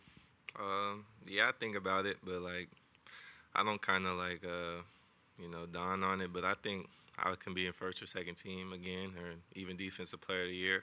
I know the talent that I have defensively and the versatility, so I just got to start earlier. I'll say I kind of started my defensive presence kind of came later in the season than at the start for sure. the other thing that seems to be an emphasis is getting you more involved offensively and activating you. Like, how do you see that being possible for you if you're sharing the floor a lot with Ant, with Julius, with guys who have the ball in their hands quite a bit? I see it's possible. Just got to be aggressive during the games and make the most of my opportunities when I do touch the ball. And I know, like Ant, Julius, whoever on the court with, I mean, we all want to see each other succeed. So I know they don't have really any problem if I, like, do stuff or, like, try to score and things. I just got to do it myself and be confident in it. Jaden, we see, like, for Indiana, Siakam and how much he got his offense out in the open court on those hit-ahead passes. It seems like an area where you're excellent. Is that something you'd just like to see more of, with you getting out and getting the hit-ahead and just going one-on-one in those open court situations? Yeah, for sure. I remember, like, probably a year or two ago when I was working on transition offense and stuff, Flight and some of my coaches used to tell me, like, transition is almost like playing one-on-one, and, like, you're good at playing one-on-one, so the more you get on transition, it's kind of just another way to find easier points for myself, and I kind of did a little last year, not as much, but that's something I need to get to for sure. Chris Finch seems to think that you work really well with Rudy. In what ways do you see that happening? And this has been something that's been kind of promised a couple of years now. Do you think this time you're going to have the opportunity to do this? I don't know. I mean, me and Rudy work well together defensively. I mean, offensively, it's kind of easy for me to find Rudy. He's always in the dunker area, and, you know, he's so tall, you just throw it wherever he'll go catch it. So, I mean, me and Rudy just having that camaraderie together, I feel like it'll help us both just being able to do things offensively and defensively together. And then there's all different kinds of scenarios for you that might happen. You played a lot of 4/5 with Nas. You might be playing more with the younger kids on the second unit. Have you talked with the coach about that at all, or what do you think the possibilities are that your role will be expanded? I don't know. I'm a team player. I'm willing to do whatever coach wants. If that's for me, you know, keep guarding the best guy all night and just do that, that's fine with me. I'm just and even if playing with the younger guys, I had a little bit of opportunity to do that. Like when we had some dudes hurt last year, and I mean TJ, Rob, Jaylen Clark. I mean they're more than enough. They're more than enough prepared. I feel like just off of them couple games we all played together in. So I'm excited to do that and play with the younger guys. They give us. I'm still young too myself, so 6 years I'm still young, but they give us the energy to want to play how they're playing fast and really be competitive as well. Speaking of being young, happy birthday. Thank you. At 25, you're probably the youngest guy in this room, but in that locker room, like you're kind of one of the vets now. Like what is something that's important to you to kind of like tell Rob, tell Jaylen, tell TJ, just like what is your role as a leader now and a vet on this team? I'll tell them just patience, be patient. Patience is key, and then always working. Stay at your work, even if you're not playing through the season or even if you're not playing well. I tell them, like, I've gone games where I've probably made one shot, went 1 for 12, like, but if you've worked on your game so much and you trust yourself, I mean, you'll come back successful at some time. So I always tell them be patient and continue to work. Jaden, when you are working on your offensive game in the summertime, what elements of it are you focused on to use and develop for the season? Really, like a little bit of everything, pick and roll. Like I'll have like most of my workouts, there's someone, at least 1 or 2 people there to be able to guard me to mimic defense. So pick and roll reads, isolation, stuff like maybe coming in transition versus like a smaller guy and just bagging them down kind of thing. So just a little bit of everything and just being confident with it and comfortable just doing it so many times to where I get in the game, it's like second nature kind of.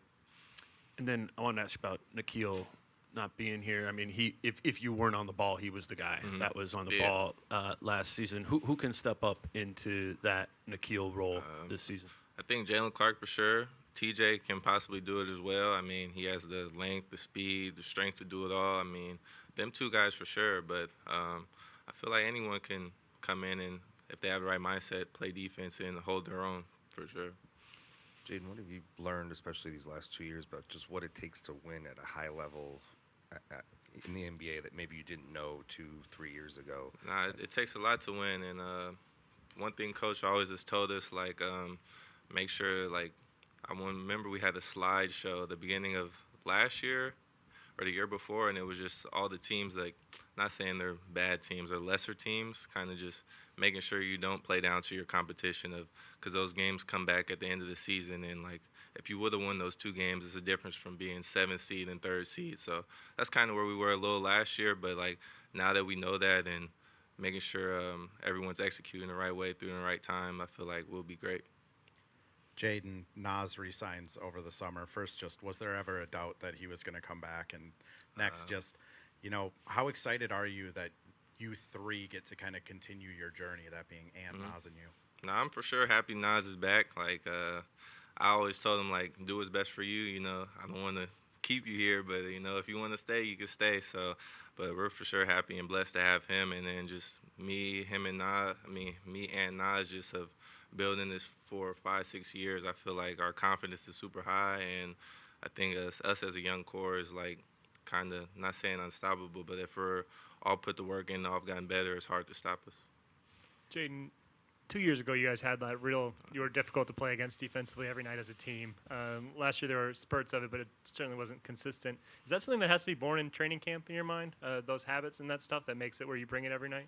Yeah, I would say for sure. Just it all starts in training camp, whether we're playing versus each other or even the preseason games. I know it doesn't count, but I feel like treating it like it's a real game, like it actually counts, will process to the regular season and get us on a good jump start. Thanks, Jaden. Thank you.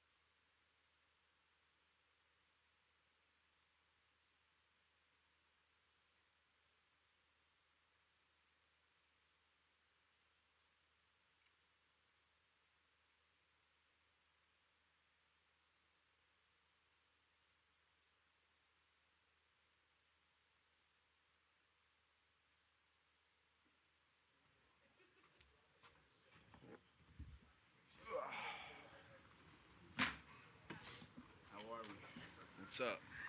Long time no see.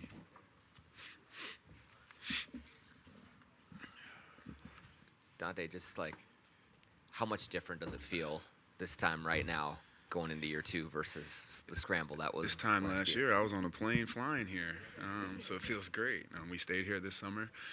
My family and I got to experience a Minnesota summertime, and it was beautiful, and it was, it's a comfortable feeling settled. I think that's the biggest thing. Just the word is just feeling settled, going in, knowing everybody on the team, knowing everybody's personalities and everything. You just feel settled. A little earlier this summer when you didn't play for Italy, there was like some stuff out there about maybe your health and things like that. Can you just clear up for us like how that played out and how you're doing right now? I'm healthy. I'm fine. To finish the season last year, as you guys know, I had the option to get surgery. I elected not to. Surgery would have put me out, I think, 5-6 months. And we put a plate in the shoe to restrict that mobility of my toe. And just precautionary of being able to open that range up and get the strength back in that toe, because now, season ended, I pulled the plate out of my shoe. I want to get back to being my normal self, and so it's all precautionary. There's nothing to worry about to start the season. Everything's 110% ready to go. Dante, when you look at last season, it seemed like you were getting into a really nice rhythm when you first got hurt. Mm-hmm. What do you think you found there, and how much of that can kind of carry forward into this season as you start with so much, I guess, knowing these guys and what's asked of you? And last year I learned that there's a lot of ups and downs in the season, and just to stay steady and trust your routine. I think, like I said, feeling settled. Last year's, you're chasing a routine the whole year. You're chasing something to try to feel what you had in years prior, because everything's different. People are different, coaches are different, players are different, and time is different. And I think that's goes, over a lot of people's heads, the time of routine and the time of when you do certain things to feel comfortable. And I looked back on last year and what I liked and what I wanted to change, and going into this summer, more so about my routine. The role's going to change. Everybody's role and what they're asked of is going to change throughout the year. So that I'm not focused on. I'm focused on being able to fall deep into my routine and trust that work, and, good game, bad game, just get back to it. Last year, combo guard is such a weird idea. Sometimes you're the point guard, sometimes you're not. But you and Nikhil had kind of like the same role to some extent, a little bit redundant. Now he's not here on a team that also has Ant and Julius being ball generators. Can you really kind of lean in more to that shooting guard role now, do you think? I'm going to lean into whatever Finchie needs me to lean into. And I think that's our build that relationship too this summer, just figuring out what he wants and needs. And he's expressed that to me in the summertime. I've done a lot of work this summer of what he sees of me this year, and whatever's asked of me is I'm ready for. I think it's different. I always go back to last year's, you coming in with kind of what you said, like, all right, my role is a shooting guard. We come in and I had 4 or 5 different roles last year, and you have the respect of you having Nikhil right next to you and stuff, and you guys are playing very similar stuff. Now this year, going into the summertime, it's more about, like I said, feeling settled, feeling what's needed from the team, what's needed from Finchie, and now I kind of put my mind at ease of knowing what's needed and knowing what to go into the season focused on. Dante, how much do you think this team maybe trying to get out and transition open court situations more can benefit you and get you maybe off to a faster start this season?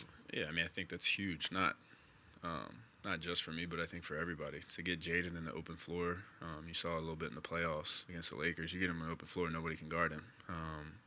So you just push the pace, and it allows me to feel a little bit more comfortable of just I don't want to use the word reckless, but playing like a little bit reckless, where you can push the pace and attack downhill and kick out, and you got guys, Nas trailing in for threes and stuff like that, and I think that's contagious. So I think we start off like that early. It's contagious where Ant's doing it, Julius is doing it, and then now you have 2 different ways that we can play. We can slow it down in the half court, but we can also run in transition and get a bunch of easy buckets. Dante, have you noticed anything different about Anthony going into this season, whether it's from a work ethic standpoint or a leadership standpoint? Anything stand out to you from being around him this summer? I wouldn't say different because I didn't know what he was doing last summer. But I think his attention to detail this summer is something that he's really focused on. Being very simple, getting to the moves that he wants to get to. I think that simplicity factor is huge for him, and making the balance of making plays for himself and others. You've seen it. We've been playing pickup, and you just see everything he's been trying to work on. He's trying to implement in the game situation, and he's continuing to grow. Like where he is right now from when I first got here, it's only been a year, and it's completely, a huge growth. Hey, Dante, I had a chance to run into Brian O'Neill on the golf course this summer. Big fella. And he reminded me that you guys were high school teammates. Yes, what we kind were. of high school teammate was Brian O'Neill? He was great. He was my my screener, my bodyguard. I got to do whatever I wanted out there. But to see him, it's funny. We were just talking about there's in Delaware there's 3 professional athletes in the league right now, and we're all in Minnesota with me, Bones, and Brian. And to see him be a captain on the Vikings is, I'm super, super proud of him. But just to see him, he hasn't changed at all. He's still the same person. Dante, with I mean, you coming here and Julius is such a loud example of like not having continuity. Last season, you look at like the past 4 years since Finch has been here. Like the 1 year this team really started hot was when they didn't make any changes. They just ran back Rudy and Carl look. Do you have experience with that in your career, or like what is the value of bringing back a roster that's 90% the same? I mean, it reminds me a little bit of my time in Milwaukee, where a bunch of the core was all the same people. But this year, I think everybody, that continuity is huge. Everybody kind of feels settled in their roles and understanding terminology and stuff like that. Like, it's hard, not just for us. I'm not saying for me and Julius, but when you implement 2 of us coming in and Cat goes out, terminology is different for us. Every team has stuff that they call stuff differently, and you're trying to figure that out, and you're trying to gel all while winning games early. Then when you're not winning games early, you feel the pressure, you feel all the negativity, and then you kind of like you're trying to get yourself going. This year, I don't think there's any of that going into the season. Everything kind of feels like we were just here playing OKC. Like, it feels like we just were here. And that's a good feeling. It's not a bad feeling. That's a great feeling of knowing everybody feels comfortable, everybody feels settled, and everybody's ready to start off hot, to give ourselves a good cushion to give everybody opportunity on the roster. Yeah, thank you.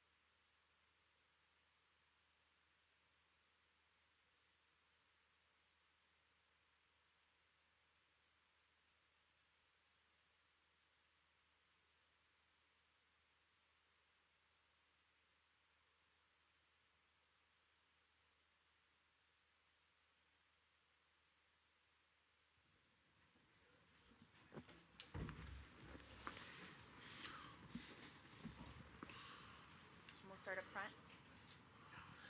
Nas, just can you just take us through the summer kind of contract negotiation and how things went for you? Was there ever a point that you wondered if it was going to work out, or just how did things come together to get to the spot where you ended?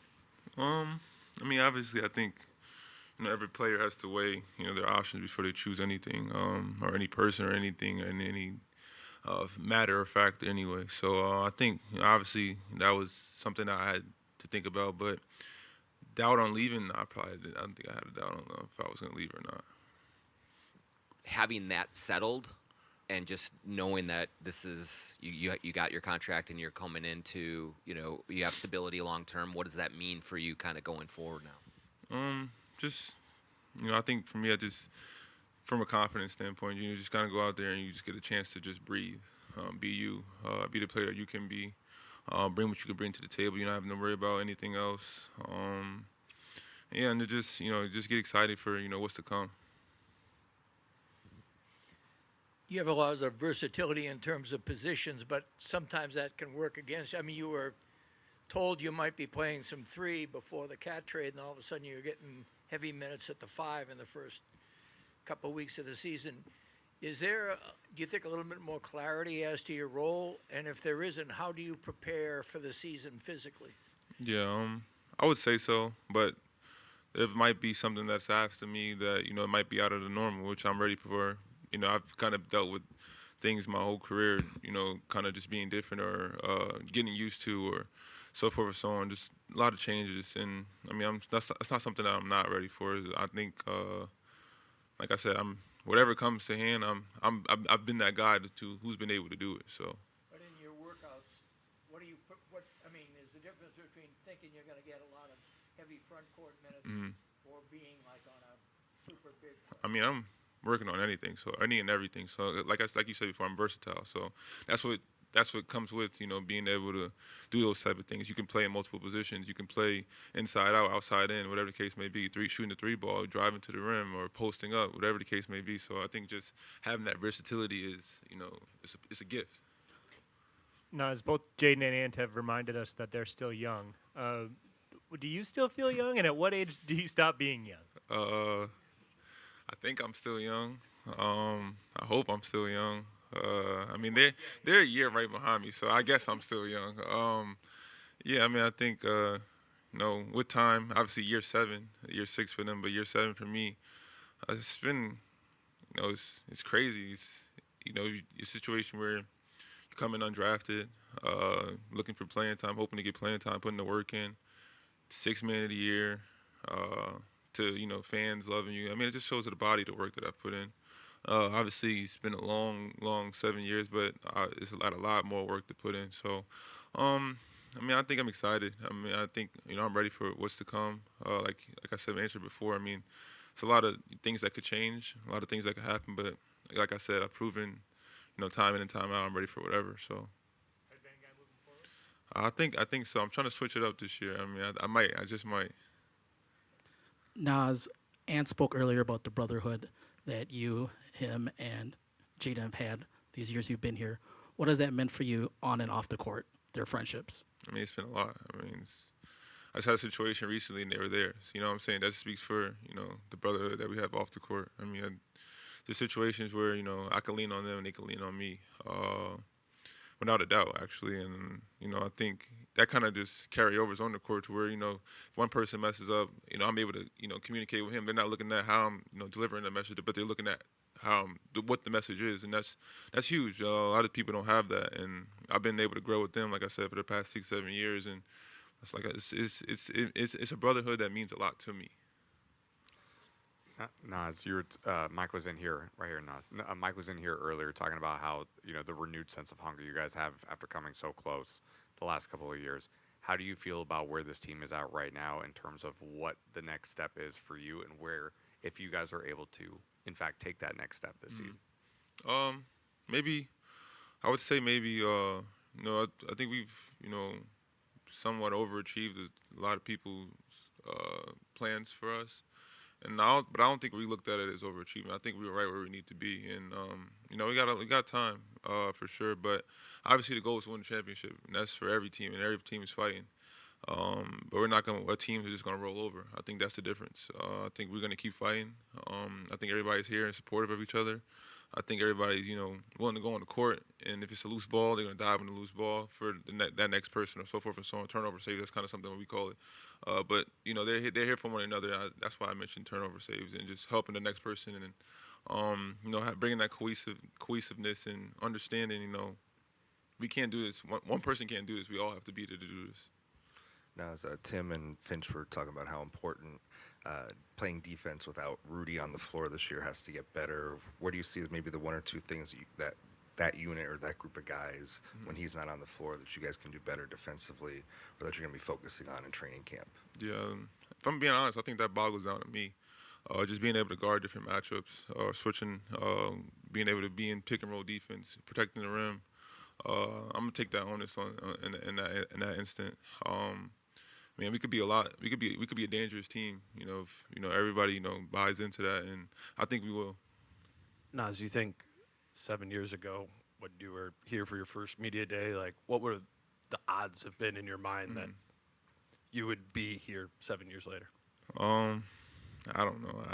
It's been a long 7 years. It's only been 7 years, but it's been a long. I've seen a lot of things change. I've seen a lot of, you know, winning come about. Man, I don't know. It's everything is like a blur. It's like you don't know, but then it's like 7 years and you're here still. You know, so it's like, it's a gift. I mean, it's something that I cherish. A lot of people are not in the same predicament they once were or trying to be in, and that's kind of where I am today. So Last season, you're coming off the Sixth Man of the Year award. I remember asking Finch, like, okay, what do you need from Nas this year? And he said, do it again, and you were off the bench and did that role again. For you, like, how do you view this year 7, of like, is it a do it again? Are there things we're trying to add? Like, what are your individual goals look like? I think it's a combination of both. Do it again within adding, being.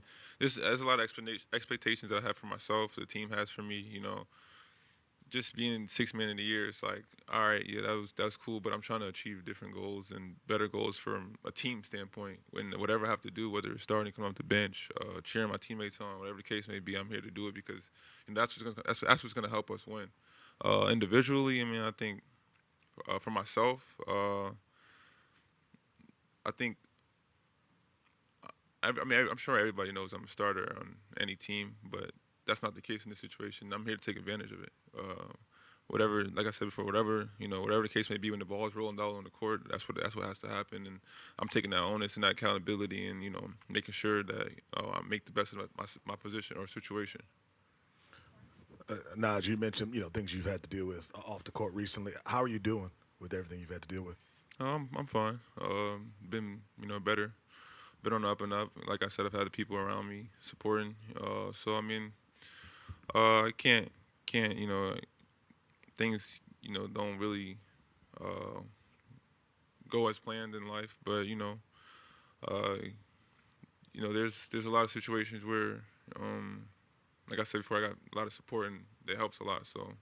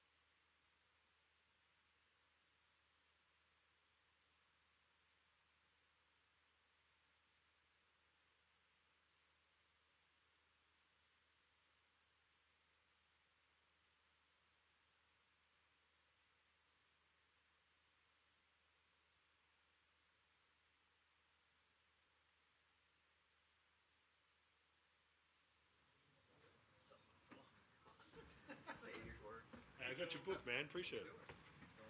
Can you write a book on me? Screw Ant. Huh? No, I didn't even want to come to this. I don't think it would be very good. Not from your part. From Joe, this summer, was there any consideration that you wouldn't be back, or how did just things play out that got you back here? Yeah, I mean, you never know. I always, obviously at this point, last few years, probably since I tore my ACL, it's just like every year you kind of take it year by year, and more than happy to kind of take these one-year deals and just figure it out in the summer. Obviously with the situation coming here last year, and then my family staying in Orlando, and just figuring that out, and looking back now, probably way more difficult than we thought it was going to be. You always think it's going to work out, and obviously it worked out, but it's hard when you got two 9-year-olds and a 4-year-old, and they're doing what they do. But at the age where they understand that Dad's not around and miss me, and had my daughter in tears the last few nights before coming back again. So they're the parts that go through my mind every year of like, is it worth it kind of thing to do it again, or I've had a hell of a run, do I just go and be with them? But the support obviously from Renee and even the kids, we asked the kids this year, and Miller wanted me to play because she wants to wear her new jeans to a game. That was her reasons. Yeah, obviously, we weigh it up every year, and obviously how comfortable I felt being here, and Renee and I talked a lot about it of just making it more consistent with them here, or how if the kids have to miss a few days of school. We love our kids in school, but it's also grade 3, so they're not going to miss out on too much shit. So just for both of our point, for her and obviously for me, but then obviously for the kids as well.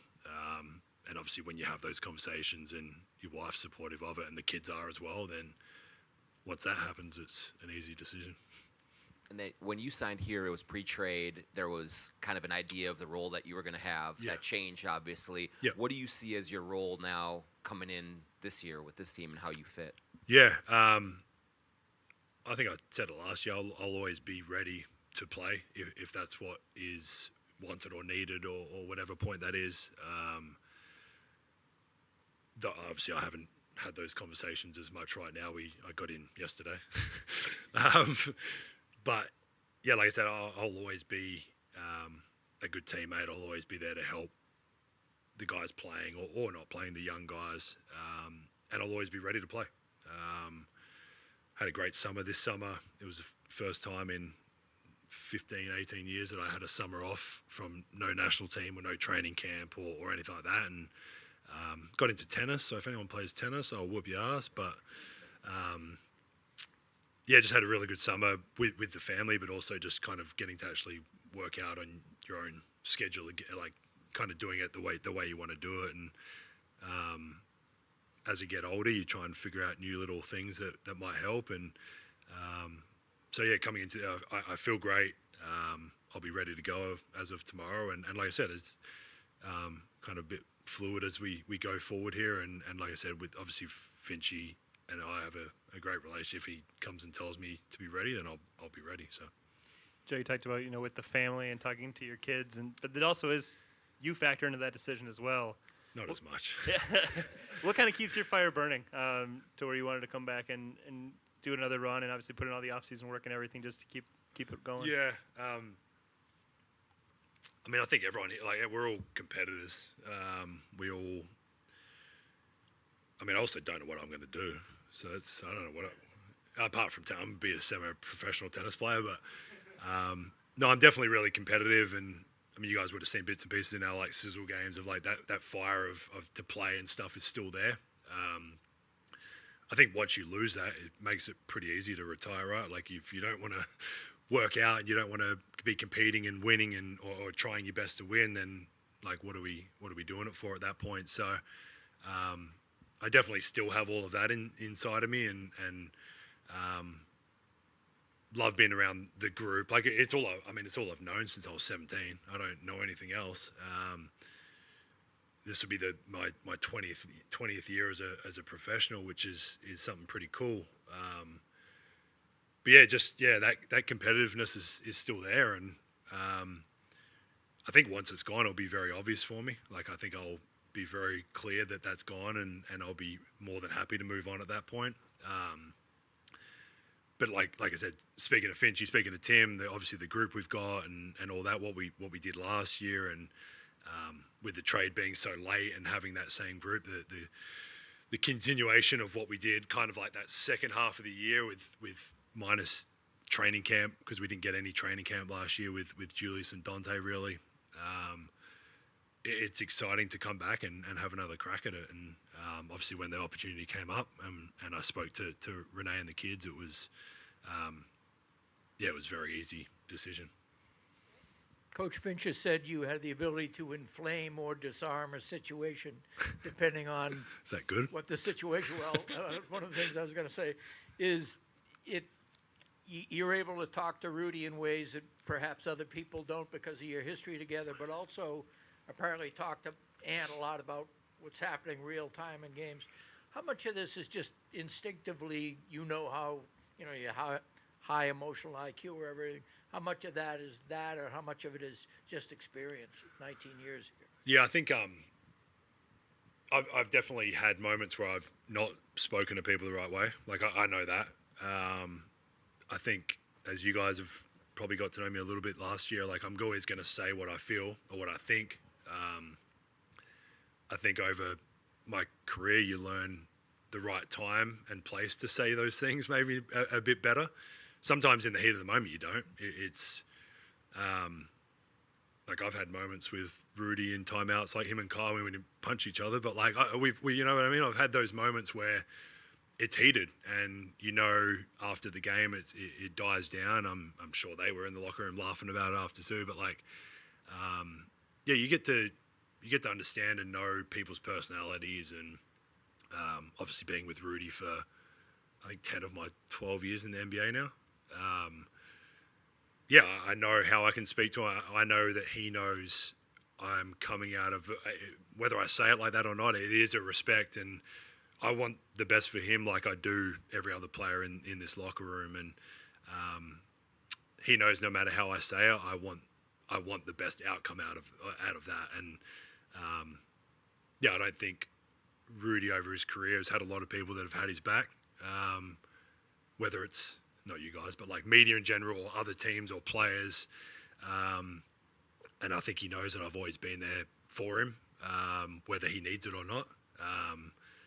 We've always had that relationship. It's obviously built over 10 years now. It's not like we've played together a couple years. And I just said it in there before, but like Ant's a bit of the opposite of that, but is willing to listen to whether it's the best player or the two-way guys. Like Ant's open to listening, and obviously there's a little bit of obviously like respect or whatever that he has for me, but yeah, during games, on the plane, whatever it is, I have no issue, and I know he enjoys the feedback or criticism, and he'll take it the right way and try and move forward with that. So I feel like I've learned over years of you learn pretty quick guys' personalities and how they will respond the best to positive stuff or criticism. Definitely an experience thing, I think, because I've had some shitty times too. Oh, hell yeah.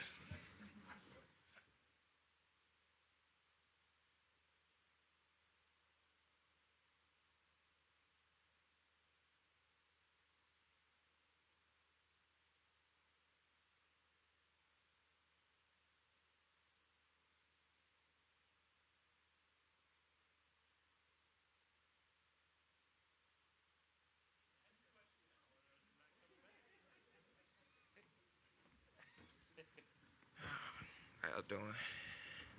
It's good. Rob, just kind of how do you view the opportunity in front of you for year two here coming in? What are you expecting? for yourself in that regard? I'm really not expecting too much. I just want to win games, and however that happens, it's gonna happen. So, not really expecting, just ready to play. How did you kind of get through the first year? You're just not probably getting as much playing time as you wanted to, but staying focused on the bigger picture of trying to build something here. I just took it as a learning experience, and we were winning anyway, so it's like I can't be mad at all. So I took it as a learning experience, learn from like our wins, how our vet players carry themselves in the wins, even in the losses. So I just took it as a learning experience and ran with it.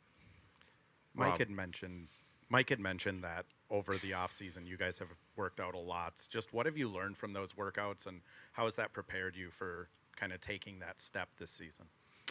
I'd say really just like all around playmaking, learning how my game fits in with the team and him helping me with that, but also like more specifically just like balance on shots, how I'm shooting the shots, and yeah, a lot of things for sure.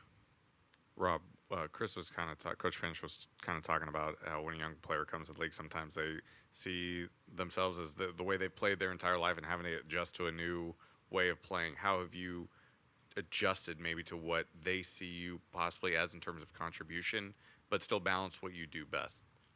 I mean, to win games and to get your team to like you, you got to play the right way and fit in the best way with the team in which all the players like fit in. So at first it was a little hard because like I've never like had to play with so many good players, and I've always been one of the best players. But I feel like now playing practice and everything, it's definitely helped me a lot. And I mean, at first my confidence was a little rattled, but now I feel like I'm not gonna change anything, or not anything, but like everything about who I am. My confidence is who I am as a person. I'm just gonna fit into what we need and also be confident at the same time.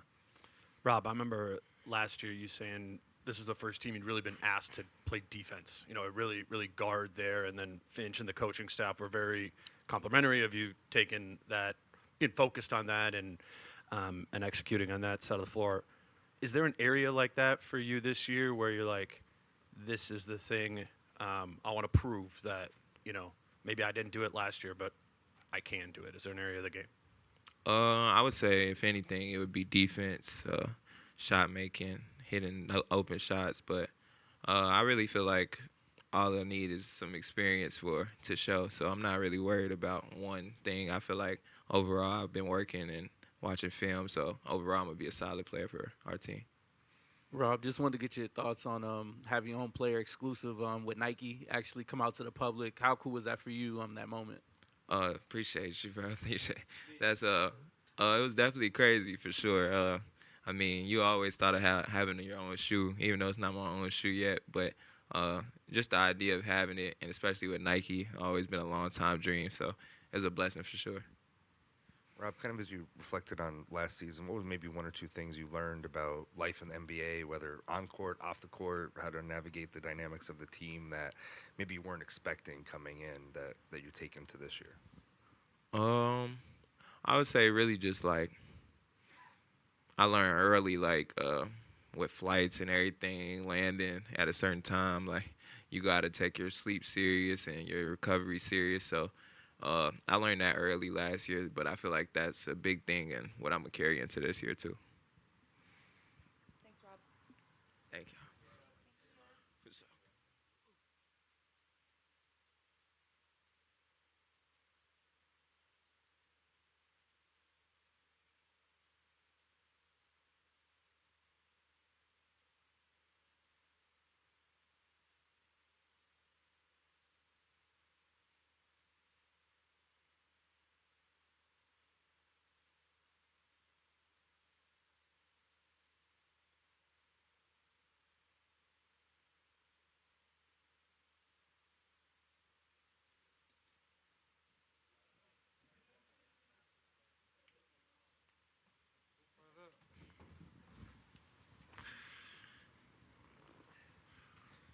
We'll start up front.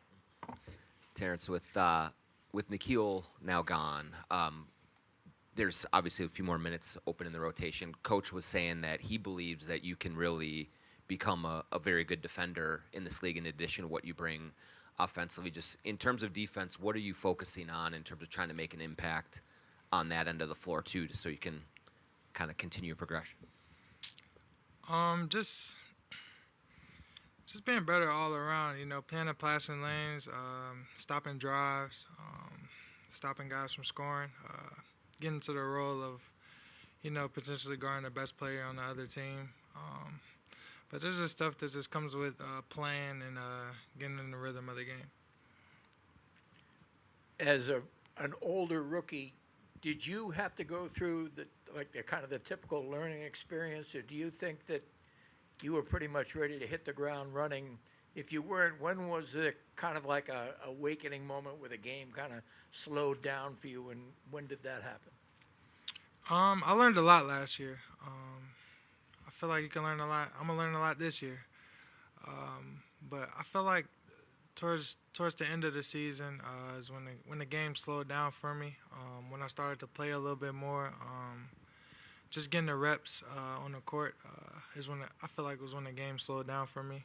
But I feel like I can learn a lot at all times, including this year and last year. I learned a lot. What did you learn? Just a lot.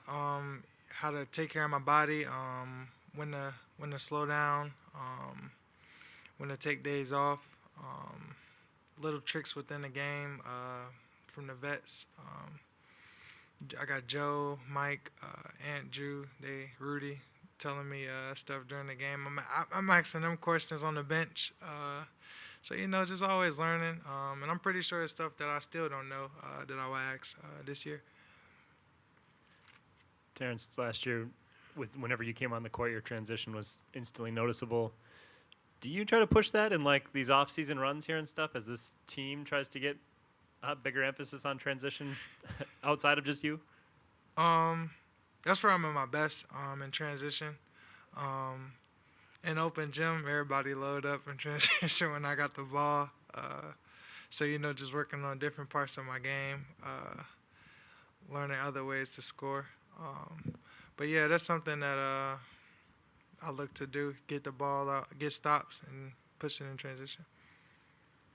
TJ, you kind of play more of an offensive role in Summer League. Did you feel pretty comfortable in that, and that's something that'll be able to translate to the regular season when an Ant or a Jew isn't on the floor? Yes.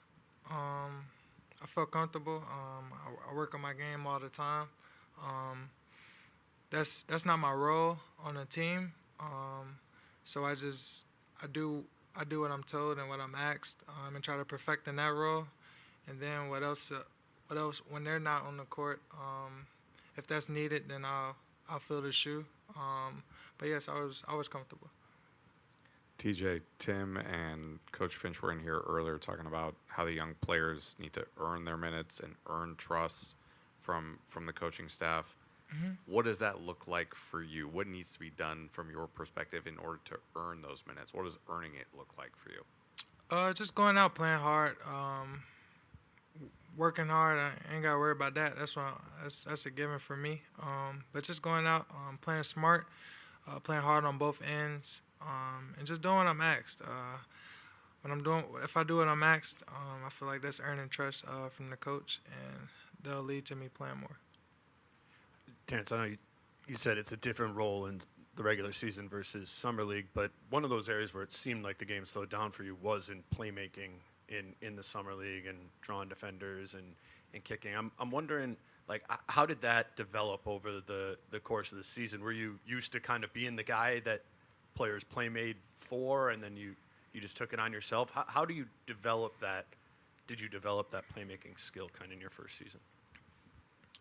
I feel like I playmade and did the whole thing in college, but when you go to a different situation, that may not be what's asked of you, and that's not what's asked of me. What's asked of me, just go out, play hard, play defense, and, just play hard and do that. And I feel like that's what I did when I subbed into the game last year, and I tried to perfect in that. So just, I feel like the NBA is big on perfecting in your role, and whatever I'm asked and what role I'm given, that's what I'm gonna try to do. I'm not gonna try to do extra, or I'm gonna just try to perfect in that and go above and beyond in that role. TJ, you mentioned guys kind of giving you some tricks of the game and things like that. Specifically as it relates to like Jaden, Ant, and Nas, just what kind of leadership did they provide for you last year and helping you kind of navigate your first season? Great leadership. You can go to any three of those guys whenever you want. You can text them any time of the day. They'll respond, or they, if you have a question for them, if they don't know the answer, they'll find out for you. But those my guys, man. I look at them as like brothers. And yeah, we're tight.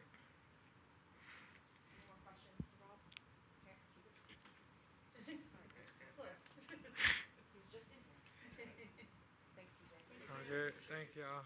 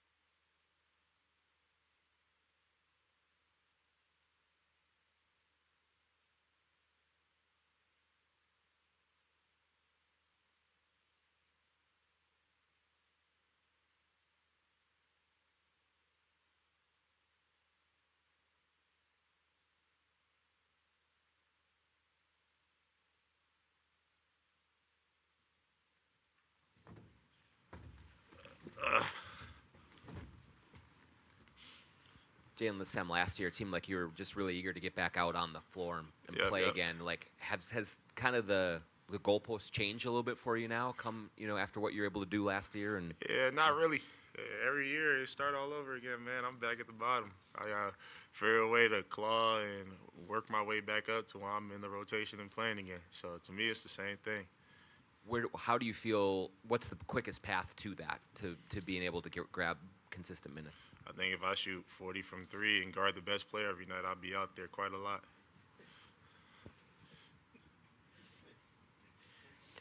Do you think that's feasible? Yeah, 1,000,000%.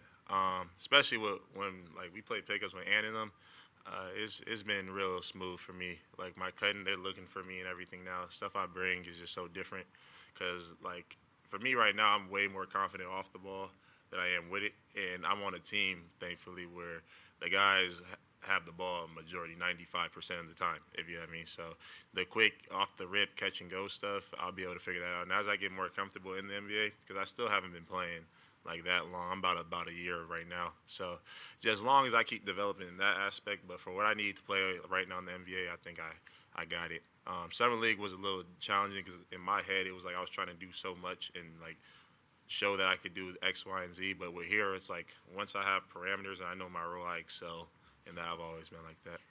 And that does seem to be what got you a lot of Mhm. playing time last year, is 100%. being able to keep it simple and keep it fundamental. Is that, you mentioned your college coach really helping you with Yeah. that a lot.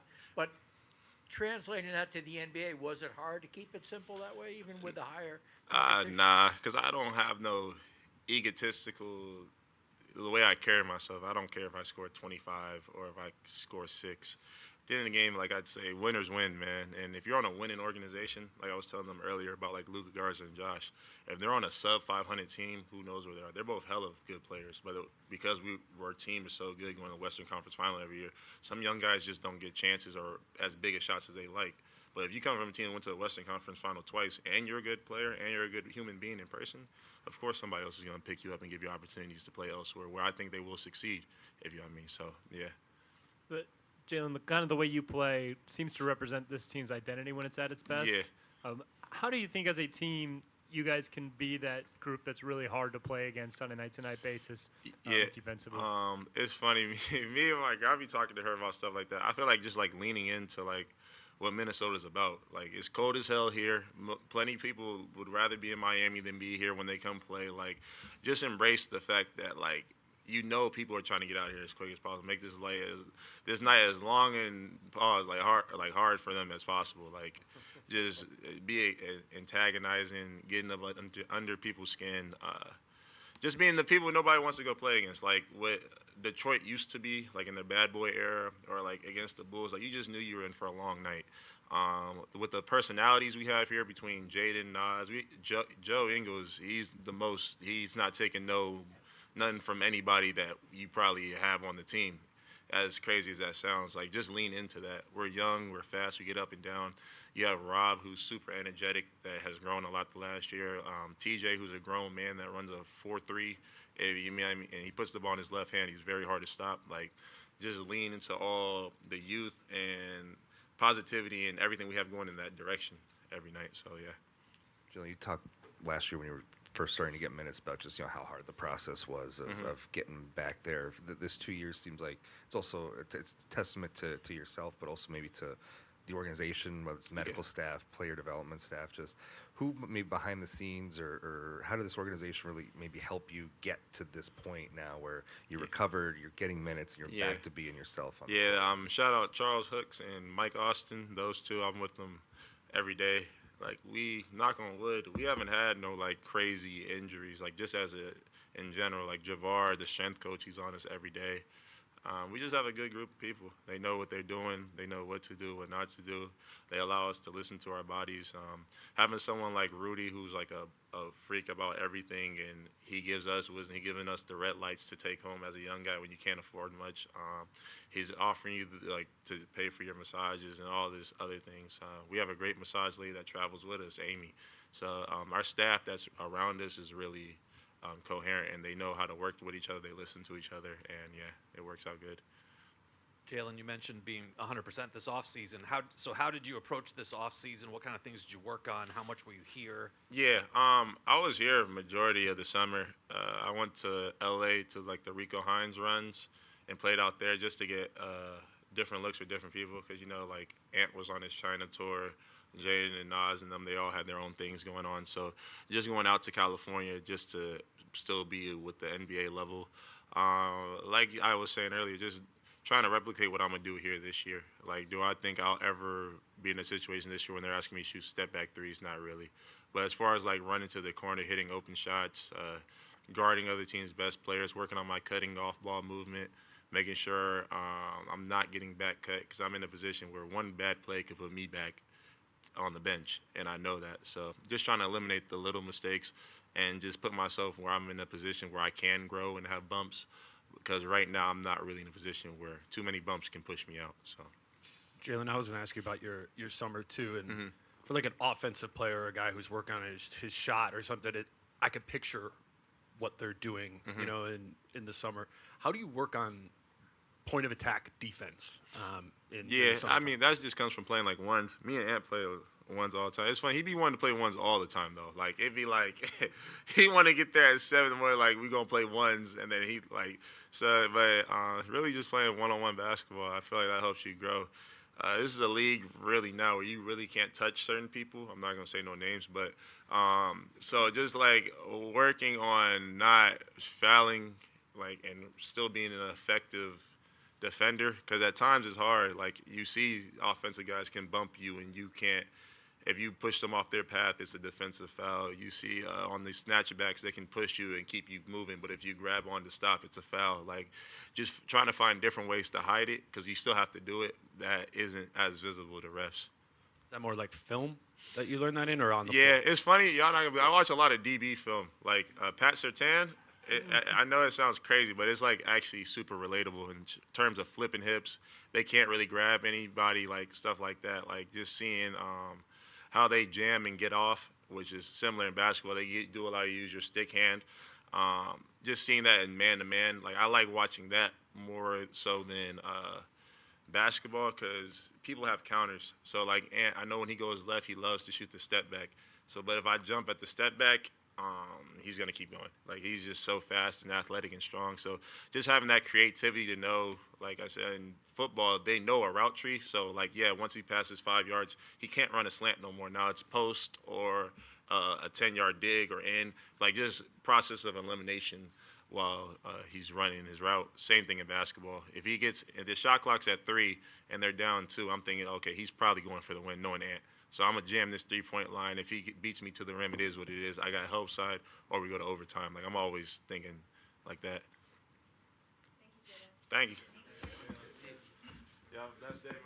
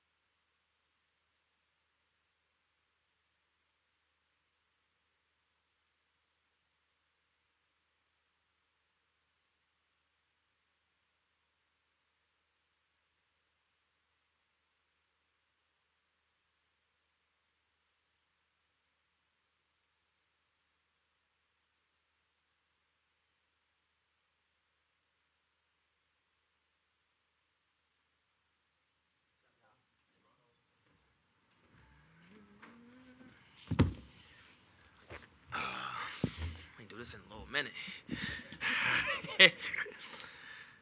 Bones, the summer kind of went along, and it took a little while for you to get your situation done here. Just can you take us through like how it all played out for you and what ultimately ended up leading you back here? Yeah. At first I started off in off-season in Miami.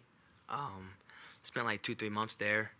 I was just letting the situation just play out, seeing what who's interested and stuff like that. And then it definitely got to some overseas buzz. But I feel like that was just entertaining it a little bit. But Minnesota was something that I wanted to come back to. I kept telling the front office that. They kept calling, we want you back, we want you back. So it was just on the matter of just trying to get something done. But that was in the back of my mind, I'm coming back for sure. And then we figured something out, and it was just perfect. I'm back. What, in your experience being here last year, just led this to be a place that you wanted to be going forward? Yeah, I always say the buzz was always around like the past 2-3 years of trade rumors of me coming out here, so and coming to play for Minnesota. So when I got over here, it was almost like this is where I belong. I felt the continuity, I felt the energy, I felt the love when I first got over here. So it was everything. Once I stepped into the premises of Minnesota basketball, I'm like, this is where I belong for sure. So I definitely love it over here. I like it. I like how everyone is all about winning. The teammates are very cool. The coaches are cool. And every day I come into work, it's like, man, I'm happy to come into work, so I feel good. You seem to have a fierce advocate in Tim Conley, who's kind of followed you your whole career, drafted you, whatever. What's the relationship been like with him? Yeah, that's my guy, man. I remember the first time we had our encounter. It was a draft combine. They always him in the front office was in a room. I came in there for an interview, and I had rapped one of my songs for them. And I felt like ever since then, we just had a different connection. It was a real close connection. Obviously, he drafted me in Denver, and just that belief he has in me. And he just always has my back, and that's a guy I'm really appreciative of every day. Every time I even see Tim, it's always a big hug. I'm very thankful for him for sure, just for believing in me. And he really leans into hoopers, guys that Yeah. just go out and play. Yeah. That seems to be your style, too. Yeah, for sure. Him and Joe Conley always talks about that, how I'm the hoopers of the hoopers. Like I said, I just, wherever I'm at, if it's outside of any court, just roll the ball out. I just get it on for sure.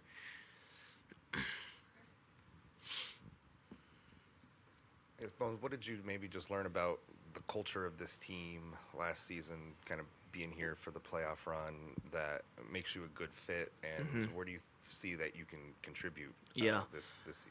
I think the biggest thing with Minnesota basketball is everyone plays together. Plays very well, no matter what the combinations is out on the floor. Everyone touches the ball. It's a fast-paced offense too.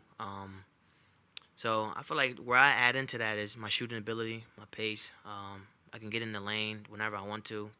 I can create for others, and I can shoot the ball from one step over half court. So I open the floor up, very well for the team. And just from last year, just seeing it, it just going into playoffs, a little bit of the series of OKC, a little bit just I feel like it was clogged up, and I feel like I add that shooting ability out there to where teams can't clog up the paint of driving lanes.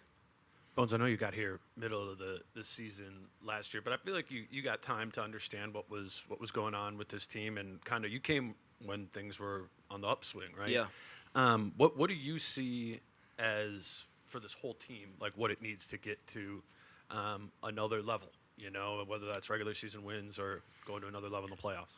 I really can't speak for the beginning or the middle of the season. But when I got over here, I felt like they were doing everything right. It's not a thing that I feel like you need to work on or to get over the hump. I feel like the team plays together very well. Everyone touches the ball. Defense is really good. So I don't think it's anything to I just felt like the odds were just in different hands. And maybe the odds are in our hands this go around. Bones, the first few years of your career probably haven't gone the way you expected in terms of opportunity and just. But landing here, what do you feel like you've learned from it all that you take moving forward here in your career? I would say my first year and a half, first coming into the league. Obviously, I was on the upscale. my career was going uphill, and then I got traded to the Clippers. Just a little wobbly. But it was a learning experience for me too, as well. Playing with a lot of Hall of Famers, James, Kawhi, Russ, who else am I like? PG. Playing with a lot of Hall of Famers. I learned from them. I learned patience. I learned how to go about life every day.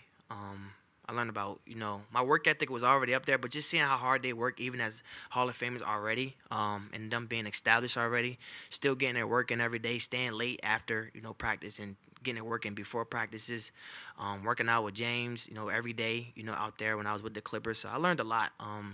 But now I feel like it turned me into a man more. I matured more, and I don't take things for granted. And obviously, this is a tough rotation to crack here in general because of this team's success, but it does seem like at guard in the backcourt there is opportunity. How much did that play into it all for you wanting to come back, and what do you think will get you on the court in those spots? Yeah, we definitely had those talks too as well, because I was just telling them, I want to help the team out. I feel like I can help the team as well. So just to talking to, front office and stuff like that before I sign back, just letting them know that I can really help the team, and they believe that as well too. So we're just going to go for it from there. Bones, I want to ask about Rob. It seems like you guys got close last season. He's in that second year for him. Yeah. What do you think is required for him to kind of go do the upscale like you were doing? Man, he kind of reminds me of myself a lot.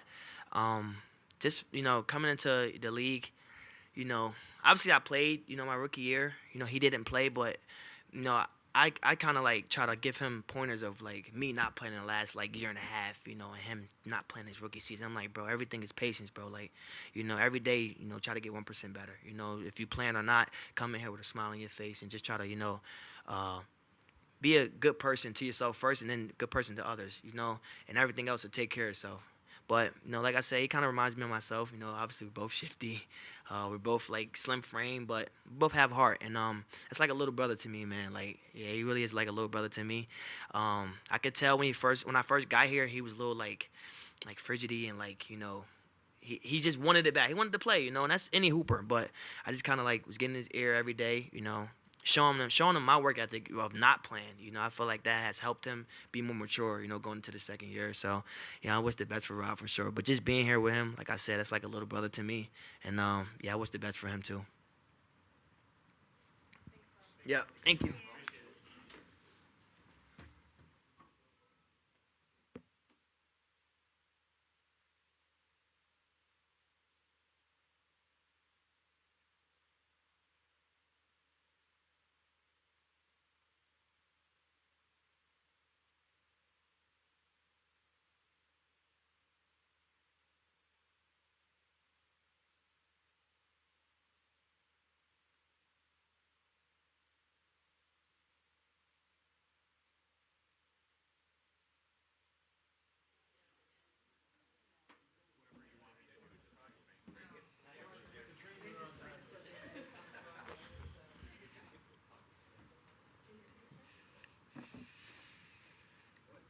Hey, Leonard, what just were the biggest focal points for you this offseason in ways that you wanted to improve, that you feel like you've grown in the most since we last saw you?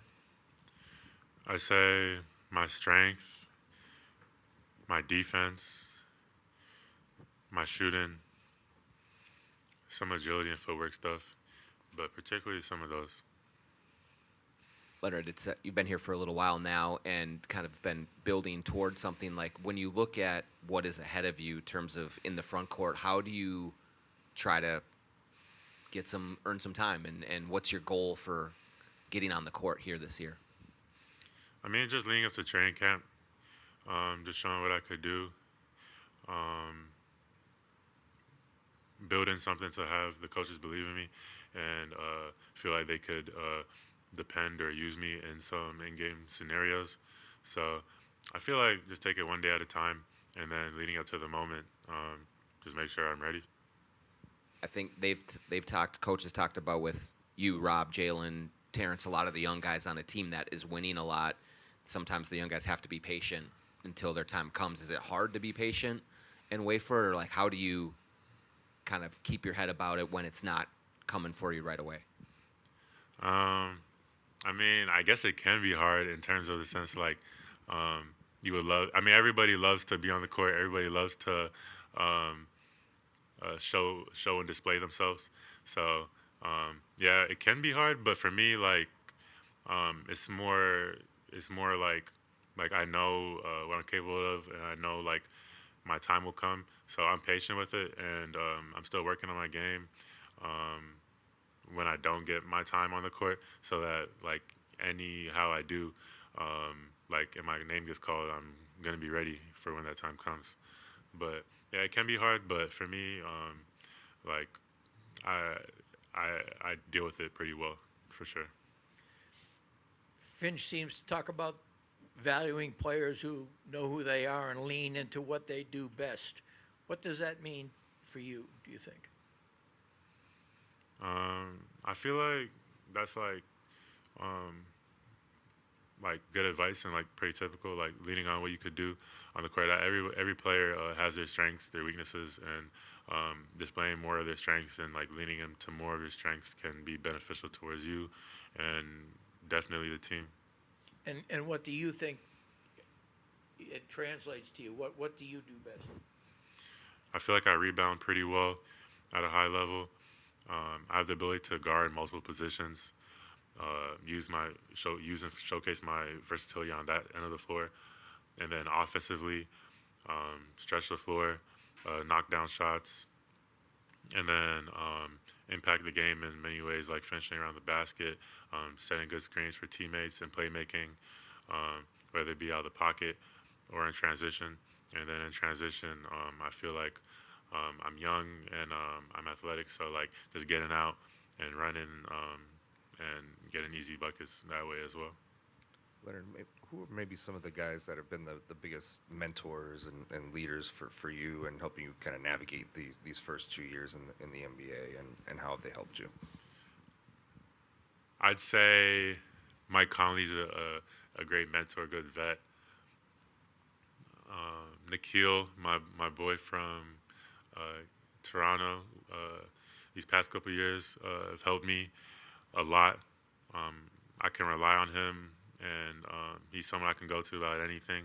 Like I talk to him still now, even with him not being with us anymore, like on this team.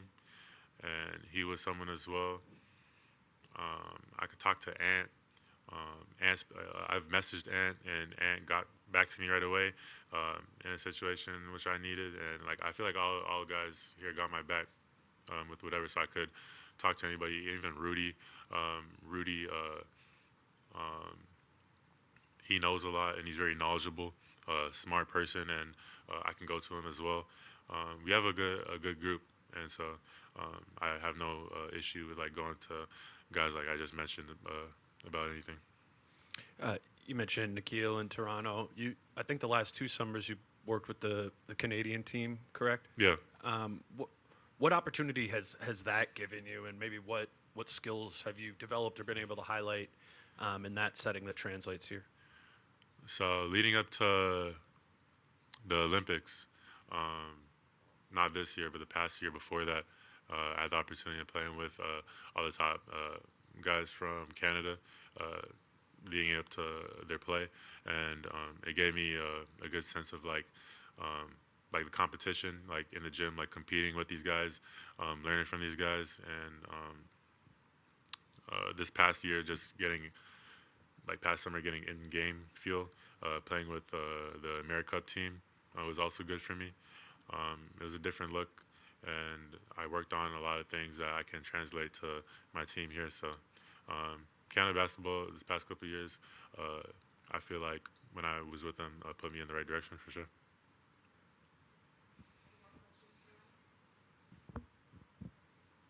Thank you guys. Appreciate you guys.